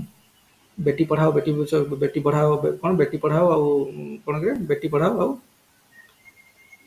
କ'ଣ ସେଇଟା ଆମର ସ୍ଲୋଗାନଟା, ବେଟି ବଚାओ ବେଟି ପଢ଼ାओ, ହଁ ବେଟି ବଚାओ ବେଟି ପଢ଼ାओ, ହଁ ବେଟି ବଚାओ ବେଟି ପଢ଼ାओ ଆନ୍ଦୋଳନ ବିଷୟରେ କ'ଣ ତାକି ମାସ୍ କଣ୍ଟାକ୍ଟ ମେଥଡ଼ ଆମେ ନ୍ୟୁଜ୍ ପେପର ମାଧ୍ୟମରେ ପବ୍ଲିସିଟି କରିଦେଉଛେ, ଆମେ ଟେଲିଭିଜନ ମାଧ୍ୟମରେ କହୁଛେ, ତ ମାସ୍ କଣ୍ଟାକ୍ଟ ମେଥଡ଼ କି ରେଡ଼ିଓରେ କହୁଛେ, ମାସ୍ କଣ୍ଟାକ୍ଟ ମେଥଡ଼। ତାମାନେ ତାକୁ ସବୁ ଲୋକଙ୍କୁ ଇଫେକ୍ଟିଭଲି ଗ୍ରାସ୍ କରିପାରୁଛି, କ୍ୟାଚ୍ କରିପାରୁଛି। କିଛି ଲୋକ ଅଛନ୍ତି ଯେଉଁମାନେ ଏ ବିଷୟରେ ଜାଣୁନାହାନ୍ତି ବି। ତେଣୁ ଯେ ଲୋକମାନେ ବଞ୍ଚିଥାଏ ତାଙ୍କୁ ବି ଆମେ ଯାଇକି ଇଣ୍ଡିଭିଜୁଆଲ କଣ୍ଟାକ୍ଟ ମେଥଡ଼ରେ ତାଙ୍କୁ ଟାର୍ଗେଟ୍ କରିକି ଏଇ ଲୋକମାନେ ସବୁ ରହିଯାଇଛନ୍ତି ଏରିଆର ଲୋକମାନଙ୍କୁ ଭଲରେ ପହଞ୍ଚିନି, ତାକୁ ଯାଇକି ତାଙ୍କୁ ଆମେ ଇଣ୍ଡିଭିଜୁଆଲ କଣ୍ଟାକ୍ଟ ମେଥଡ଼ ଦରକାର। ତୁମେ ପର୍ସନାଲି ମିଟ୍ କରିକି ଲୋକଙ୍କୁ କହିଲେ ଯେ ଝିଅମାନଙ୍କୁ ପାଠ ପଢ଼ାଅ, ଝିଅମାନଙ୍କୁ କନ୍ୟା ଭ୍ରୂଣ ହତ୍ୟାଠୁ ବିରତ ରୁହ। ଝିଅମାନଙ୍କ ପାଇଁ ସରକାରଙ୍କର ବହୁତ ସୁବିଧା ଆସିଲାଣି, ଗୁଡ଼ାଏ ସ୍କିମ୍ରେ ଚାକିରି ପ୍ରୋଫାଇଲ୍ରେ ଆଗକୁ ପାଠ ପଢ଼ାରେ ବହୁତ ସାହାଯ୍ୟ କରୁଛନ୍ତି। ଏଜୁକେସନ୍ରେ, ଜବ୍ରେ କାଫି ଭଲ ଏଇ ଯେଉଁ ଗଭର୍ଣ୍ଣମେଣ୍ଟ ସରକାରଙ୍କର ଯାହା ଯାହା ସବୁ ଯୋଜନା ଅଛି, ଭଲ ଇଫେକ୍ଟିଭ୍ ଜିନିଷ ଗୁଡ଼ା ଅଛି, ତେଣୁ ଯାଇକି ତାଙ୍କୁ ବୁଝେଇକି ତାଙ୍କ ଭିତରେ ଗୋଟେ ଇନ୍ସପିରେସନ୍ ସେନ୍ସ ଅଫ୍ ମୋଟିଭେସନ୍ ସୃଷ୍ଟି କରିହେବ। ତାମାନେ ଏଇଟା କ'ଣ ତାମାନେ କହିବାର ହଉଥିଲା ଯେ କାଫି ଇଫେକ୍ଟିଭ୍ ମେଥଡ଼ ଗୋଟେ ଇଣ୍ଡିଭିଜୁଆଲ କଣ୍ଟାକ୍ଟ ମେଥଡ଼। ଇଭିନ୍ ବି ମାସ୍ କଣ୍ଟାକ୍ଟ ଗ୍ରୁପ୍ କଣ୍ଟାକ୍ଟ ମେଥଡ଼ ଯଦି କିଛି ବଞ୍ଚି ଯାଇଛନ୍ତି, କିଛି ଲାକୁନା ଭାକ୍ୟୁମ୍ ରହିଯାଇଛି, ତାକୁ ବି ଆମେ ଯାଇକି ଇଣ୍ଡିଭିଜୁଆଲ କଣ୍ଟାକ୍ଟ ମେଥଡ଼ରେ କ'ଣ କରିପାରିବା, ତାକୁ ଆମେ ପ୍ୟାଚ୍ ମାରିପାରିବା, ଲୋକଙ୍କୁ ବୁଝେଇକି ସେ ଗ୍ୟାପ୍ଟାକୁ ଆମେ ମେଣ୍ଟେନ୍ କରି ମିନିମାଇଜ୍ କରିପାରିବା। କିମ୍ବା ଏହା ଦ୍ୱାରା ବି ଆମେ କହିପାରିବା ଯେ ଗ୍ରୁପ୍ କଣ୍ଟାକ୍ଟ ମେଥଡ଼ ଆଉ ଇଣ୍ଡିଭିଜୁଆଲ କଣ୍ଟାକ୍ଟ ମେଥଡ଼ ଇଫେକ୍ଟିଭନେସ୍ କାଫି ବଢ଼ିପାରିବ। ଇଣ୍ଡିଭିଜୁଆଲ କଣ୍ଟାକ୍ଟ ମେଥଡ଼ ମାଧ୍ୟମରେ ଗ୍ରୁପ୍ କଣ୍ଟାକ୍ଟ ମେଥଡ଼ ମାସ୍ କଣ୍ଟାକ୍ଟ ମେଥଡ଼ର ଇଫେକ୍ଟିଭନେସ୍ କାଫି ବଢ଼ିପାରିବ, କହିବାର କଥା ହେଲା। କିନ୍ତୁ କଥା ହେଲା ଲିମିଟେସନ୍ କ'ଣ ଏଥିରେ, ଏସବୁ ଜିନିଷ ବହୁତ ଆକ୍ଟିଭିଟିଜ୍ ଭଲ ଆକ୍ଟିଭିଟିଜ୍ ସବୁ ଆମର ଅଛି, ଲିମିଟେସନ୍ସ ଗୁଡ଼ାକ ହେଲା ଦେଖ। କଥା ହେଲା ଜଣ ଜଣ ହେଇକି କେତେ ଜଣଙ୍କୁ ଆମେ ବୁଝେଇ ପାରିବା, ମୋତେ ଫାଷ୍ଟ କୁହ। ଆଜି ଜଣେ, କାଲି ଜଣେ, କି ଗୋଟେ ଦିନରେ 2-3 ଜଣଙ୍କୁ ବୁଝେଇବା, ଏମିତି କେତେ ମାସେ ଭିତରେ ଆମେ କେତେ ଲୋକଙ୍କୁ କଭର କରିପାରିବା? 2 ମାସ ଭିତରେ କେତେ ଲୋକଙ୍କୁ କଭର କରିପାରିବା? କହିବାର କଥା ହେଲା ତାପରେ କାଫି ଟାଇମ୍ ଲାଗୁଛି, ଗୋଟେ ଲୋକକୁ ଶିଖିବା ପାଇଁ ମଚ୍ ଟାଇମ୍ ଲାଗୁଛି। ତ ସେଥିପାଇଁ ଆମକୁ ସଫିସିଏଣ୍ଟ ଲୋକ ଏକ୍ସଟେନସନ୍ ୱାର୍କର ଆମ ପାଖରେ ଥିଲେ ତ ପୁଣି ସବୁ ଲୋକ ଯାଇକି ଜଣ ଜଣଙ୍କୁ ବୁଝେଇବେ। ଏଇଟା ଗୋଟେ ଡିମେରିଟ୍। ସେଥିରେ କାମ ଏବେ ତ କାଫି ମ୍ୟାନ୍ ପାୱାର ଦରକାର, କାଫି ଏକ୍ସଟେନସନ୍ ଏଜେଣ୍ଟ ମାନଙ୍କର ରିକ୍ୱାରମେଣ୍ଟ ଅଛି ଏଇ ପ୍ରୋସେସ୍ ପାଇଁ। ଆଉ କାଫି ଟାଇମ୍ ଟେକିଂ ପ୍ରୋସେସ୍ ଗୋଟେ ଏଇଟା। ଜଣଙ୍କ ଘରକୁ ଯାଅ, ତାକୁ ବୁଝାଅ, ପୁଣି ତାକୁ ବ୍ୟାକ୍ ଫଲୋ ଅପ୍ କର, କ'ଣ ହେଲା, ତ କାଫି ଟାଇମ୍ ଟେକିଂ। ଗୋଟେ ପର୍ଟିକୁଲାର ଲୋକ ପାଇଁ ବହୁତ ପରିଶ୍ରମ କରିବାକୁ ପଡ଼ୁଛି। ହେଇପାରେ ଆକ୍ସେପ୍ଟାନ୍ସ ବାଇ ଏଫର୍ଟ ରେସିଓଟା ହାଇ ହେଇପାରେ, କାରଣ ଆକ୍ସେପ୍ଟାନ୍ସ ଭଲ ହେବ, କିନ୍ତୁ କାଫି ଟାଇମ୍ ଏଥିରେ ଲାଗିବ, କାଫି ଟାଇମ୍ ଯିବ, କାଫି ଲୋକ ଆମକୁ ବି ଦରକାର, ଏକ୍ସଟେନସନ୍ ଏଜେଣ୍ଟ ଆମକୁ କାଫି ଦରକାର ଗୁଡ଼ାଏ ଏରିଆକୁ କଭର କରିବାକୁ ହେଲେ। ଆଉ ଆମେ ଏଥିରେ ବି ଯାହା କରିବା ମନେକର କାଫି ଲିମିଟେଡ୍ ଲୋକଙ୍କୁ କରିପାରିବା ନା, କେତେ ଥୋଡ଼ି ଲକ୍ଷ ଲକ୍ଷ ଲୋକଙ୍କୁ ଆମେ ଏଥିରେ ଏଇ ମାଧ୍ୟମରେ ଇନକ୍ଲୁଡ୍ କରିପାରିବା। ଗୋଟେ ଲୋକକୁ 3-4ଟା ଲୋକ, ଆଜି କାଲି 3-4ଟା ଲୋକ, କାଲି 3-4ଟା ଲୋକ, ଏମିତି କରି କରି କେତେ ଲୋକଙ୍କୁ କରିବା? ବହୁତ ଲିମିଟେଡ୍ ଲୋକଙ୍କୁ ଆମେ ଏଇ ମାଧ୍ୟମରେ ଶିକ୍ଷିତ କରିପାରିବା, ବୁଝୁଛ ନା? ତେଣୁ କଣ୍ଟାକ୍ଟଟା ବହୁତ ଲିମିଟେଡ୍, ପସିବଲ୍ ନାହିଁ, ଲିମିଟଲେସ୍ ନାହିଁ। ଆଉ ଏଇଟା ହେଉଛି କଷ୍ଟଲି। ମାସ୍ କଣ୍ଟାକ୍ଟ ମେଥଡ଼ରେ ଟିଭିରେ ଗୋଟେ ଆଡଭର୍ଟାଇଜମେଣ୍ଟ ଦେଇଦେବ, ଲକ୍ଷ ଲକ୍ଷ ଲୋକ ସେଥିରେ ଶିଖିଲେ। ଗ୍ରୁପ୍ କଣ୍ଟାକ୍ଟ ମେଥଡ଼ 22-20 ଲୋକ, 22-20 ଲୋକ, 20-25 ଲୋକ ବି ଶିଖିଯିବେ। କିନ୍ତୁ ଇଣ୍ଡିଭିଜୁଆଲ କଣ୍ଟାକ୍ଟ ମେଥଡ଼ ଯେହେତୁ ଜଣକୁ ଜଣକୁ, ପ୍ରତି ଜଣକୁ ଜଣକୁ କରିକି ଆମକୁ ଯିବା ବହୁତ କଷ୍ଟଲି, ତା ମାନେ ଏଇଟା ବହୁତ ପଇସା ଖର୍ଚ୍ଚ ହେବ ଏଥିରେ, ହେଲା। ତା ସହିତ ମନେକର ଆମେ ଯେଉଁ ଟାଇମ୍ ଅଫ୍ ଭିଜିଟ୍ ହେଲା, ଯେ ସବୁବେଳେ ଯେ ଆମେ କେଉଁ ଟାଇମ୍ରେ ଯିବା ଫାର୍ମରକୁ ଦେଖା କରିବା ପାଇଁ, କେଉଁ ଟାଇମ୍ରେ ଯିବା ହୋମୱାର୍କକୁ ଦେଖା କରିବା ପାଇଁ, ସବୁ ଟାଇମ୍ରେ ନୁହଁ ନା। ତୁ ଫାର୍ମର ଥୋଡ଼ି, ଏଇଟା ଆମେ ଯେଉଁ କହିଲେ ଏକ୍ସଟେନସନ୍ ଏଜୁକେସନ୍, ତା ଗୋଟେ ଭଲ୍ୟୁଣ୍ଟାରୀ ପ୍ରୋସେସ୍। ଆମେ ଥୋଡ଼ି କହିବା ମୁଁ ବର୍ତ୍ତମାନ ମୋତେ ଆଜି 5 ଜଣ ଟାର୍ଗେଟ୍ ଅଛନ୍ତି, ମୁଁ ତୁମ ମର୍ଣ୍ଣିଂ 6ଟାରେ ଯିବି, ତୁମ ରେଡ଼ି ଥିବ। ସେ ଥୋଡ଼ି ତୁମକୁ ରେଡ଼ି କରିବ, ସେ ତାଙ୍କର ବିଲକୁ ଯିବ 6ଟାରେ ଉଠିକି। କାଲି 6ଟାରେ ଉଠିକି ସେ ପଖାଳ ପଖାଳ ଖାଇକି ତାଙ୍କ ବିଲକୁ ଯିବେ କାମ କରିବାକୁ, ନା ତୁମର ଟିଚିଂ ଶୁଣିବାକୁ ବସିଥିବେ? ବୁଝୁଛ ନା ନାହିଁ? ତାଙ୍କର ସେମାନଙ୍କର ଅନଫେଲ୍ଡ ନିଡ୍ସ ବର୍ତ୍ତମାନ ସେମାନେ ଜାଣିନାହାନ୍ତି କିଛି, ଇଗ୍ନୋରାଣ୍ଟ ଲୋକ। ତୁମେ ତାଙ୍କୁ ତ ଜବରଦସ୍ତି ବି କରିପାରିବନି ନା। ତେଣୁ ତାଙ୍କ ପାଖକୁ ଆମକୁ ମନେକର ଆମକୁ ଶିଖିବାକୁ ପଡ଼ିବ। ଆମେ ଏଠି ଯେଉଁ ବସିଛନ୍ତି, ଏଠି ଆମକୁ ଶିଖିବାକୁ ପଡ଼ିବ। ଆମର ପରୀକ୍ଷା ଆଗକୁ ଅଛି, ତ ଆମକୁ ଆମେ ଜବରଦସ୍ତି ଶୁଣୁଛନ୍ତି, ସବୁ ଜିନିଷ ବସିକି ଶିଖୁଛନ୍ତି ଟାଇମ୍ ଦେଇକି, ଥାଉ ମନ ଥାଉ ବା ନଥାଉ। କିନ୍ତୁ ଫାର୍ମର ତ ସେମିତି କିଛି ନାହିଁ, ତାକୁ ତ କିଛି ଏକ୍ଜାମ୍ ଲେଖିବାକୁ ପଡ଼ୁନି। ଆମେ ଚାହୁଁଛନ୍ତି ଯେ କମ୍ୟୁନିଟିର ଡେଭଲପମେଣ୍ଟ ହେବ, କେମିତି ହେବ? ଇଣ୍ଡିଭିଜୁଆଲ ଲେଭେଲରେ ଡେଭଲପମେଣ୍ଟ ହେବ। ତେଣୁ ଲୋକଙ୍କର ଥିଙ୍କିଂରେ ଆମେ ଚେଞ୍ଜ କରିବାକୁ ଚାହୁଁଛୁ, ନା ଗଭର୍ଣ୍ଣମେଣ୍ଟ ଚାହୁଁଛି ଚେଞ୍ଜ କରିବା ପାଇଁ, ଲୋକ ଚାହୁଁନାହାନ୍ତି ତାଙ୍କର। ତ ସିଏ ଚାହିଁବେ କେମିତି ସେ ପୁରା ଇଣ୍ଟରେଷ୍ଟ ଆମେ ଡେଭଲପ୍ କରିବା ଯାଇକି ତ କମ୍ପ୍ଲିଟ୍ ତାଙ୍କ ପାଇଁ ଗୋଟେ ଭଲେଣ୍ଟାରୀ ଆକ୍ସନ୍ ଗୋଟେ ତାଙ୍କ ଇଚ୍ଛା ହେଲେ ଆସିବେ ନହେଲେ ନାହିଁ ତେଣୁ ଆମକୁ ତାଙ୍କ ଟାଇମିଂ ଅନୁସାରେ କ'ଣ କରିବାକୁ ପଡ଼ିବ ସିନର୍ଗାଇଜ୍ କରିବାକୁ ପଡ଼ିବ ତେଣୁ ସିଏ କେଉଁ ଟାଇମ୍ରେ ଆଭେଲେବୁଲ୍ ଥିବେ ତ ସେଇ ଅନୁସାରେ ଯିବା ସବୁବେଳେ ଟାଇମିଂ ପ୍ରୋବ୍ଲେମ୍ ବି ହେଇପାରେ ଆମେ କୋଉ ସମୟ ପହଞ୍ଚିଲା ସେ ବିଲକୁ ଯାଇଛନ୍ତି ବସି ବସି ତ ସନ୍ଧ୍ୟାବେଳକୁ ହାଲିଆ ବସି ଆସିଲାଣି ବୁଝୁଛ ନା ଏଇ ଟାଇପ୍ର ବି ଗୋଟେ ପ୍ରୋବ୍ଲେମ୍ ଏଥିରେ ହେଇପାରେ ଆଉ ଗୋଟେ ହେଉଛି ଏଇଟା ହେବା ଦ୍ୱାରା କ'ଣ ହେବ ନା ସେତେବେଳେ ସମାଜର ଯେଉଁମାନେ ଟିକେ ପ୍ରତିଷ୍ଠିତ ଲୋକ ଲୋକ ତାଙ୍କୁ ବେଶୀ ଫୋକସ୍ କରିବେ ଆମ ଏଇଟା ଦସ୍ତୁରୀ ନା ଆମ ସମାଜର ଯାହା ଟିକେ ପଇସା ପତ୍ର ଅଛି ପଇସା ପତ୍ର ନହେଲେ ବି ଯେ ଟିକେ ସମାଜରେ ସୋସିଆଲି କାଫି ଷ୍ଟେବୁଲ୍ ଲୋକ ଯିଏ ଟିକେ ସୋସିଆଲି ରେକଗ୍ନାଇଜେବୁଲ୍ ପର୍ସନ୍ ତାଙ୍କୁ ଯାଇକି ଟାର୍ଗେଟ୍ କରିବେ ସରପଞ୍ଚ କି ଗୋଟେ ବଡ଼ କିଏ ବିଗ୍ ଫାର୍ମର ଗୋଟେ ଇଏ ତାକୁ ଯାଇକି ଲୋକ ଯାଇକି ତାକୁ ଭିଜିଟ୍ କରିବେ ଯେଉଁ ଛୋଟ ଛୋଟିଆ ଲୋକ ଛୋଟ ଲୋକ ଯେଉଁମାନେ ମାର୍ଜିନାଲ୍ ଲେବର କି ଲ୍ୟାଣ୍ଡଲେସ୍ ଲୋକ ଯେଉଁମାନେ ଲ୍ୟାଣ୍ଡଲେସ୍ ଲେବର ମାର୍ଜିନାଲ୍ ଫାର୍ମର ଯେଉଁମାନେ ସ୍ମଲ୍ ସ୍କେଲ୍ରେ ଯେଉଁ ଛୋଟ ଛୋଟିଆ କାମ କରୁଛନ୍ତି ତାଙ୍କୁ କେହି ପଚାରିବେନି ତାଙ୍କୁ ପସନ୍ଦ କରିବେନି ଲୋକ ଯାଇକି ତାଙ୍କୁ ଛାଡ଼ିଦେବେ ମେନ୍ ଇନଫ୍ଲୁଏନ୍ସିଆଲ ଲୋକ ଯେଉଁମାନେ ତାଙ୍କୁ ଯାଇକି ଟାର୍ଗେଟ୍ କରିବେ ତାମାନେ ଏଥିରେ ଏତେ କାଇଣ୍ଡ ଅଫ୍ ରିଲେଟିଭ୍ ଡେପ୍ରିଭେସନ୍ ହେବାର ବି ପସିବିଲିଟି ଅଛି ଡେପ୍ରିଭେସନ୍ ମାନେ କ'ଣ ଆକ୍ସେସ୍ ଟୁ ମାନେ lack of access to social goods এইটা ବି ଯେଉଁ ଆମେ ଦେଉଛନ୍ତି ଏଜୁକେସନ୍ ଏକ୍ସଟେନ୍ସନ୍ ଏଜୁକେସନ୍ ଆଜି ଶିଖଉଛନ୍ତି ଦ୍ୟାଟ୍ ଇଜ୍ ସୋସିଆଲ ସର୍ଭିସ୍ ନା lack of access to social goods or social service that is relative deprivation ତେଣୁ ଏଇ ମାଧ୍ୟମରେ ରିଲେଟିଭ୍ ଡେପ୍ରିଭେସନ୍ ପ୍ରୋବାବିଲିଟି ଅଛି କାରଣ ତୁମେ ଇନଫ୍ଲୁଏନ୍ସିଆଲ ଲୋକଙ୍କୁ ଟାର୍ଗେଟ୍ କରିବ ଖାଲି ଇଣ୍ଡିଭିଜୁଆଲ କଣ୍ଟାକ୍ଟ ମେଥଡ଼ରେ ଆଉ ଯେଉଁମାନେ ଲୋ ମାନେ ଲେସ୍ ଇମ୍ପୋର୍ଟାଣ୍ଟ ପର୍ସନ୍ ଯେଉଁମାନେ ସ୍ମଲ୍ ଲେବରର ହେଲେ ମାର୍ଜିନାଲ୍ ଲେବରର ହେଲେ ଲ୍ୟାଣ୍ଡଲେସ୍ ଲେବରର ହେଲେ ସେମାନଙ୍କୁ ଛାଡ଼ିଦେଲ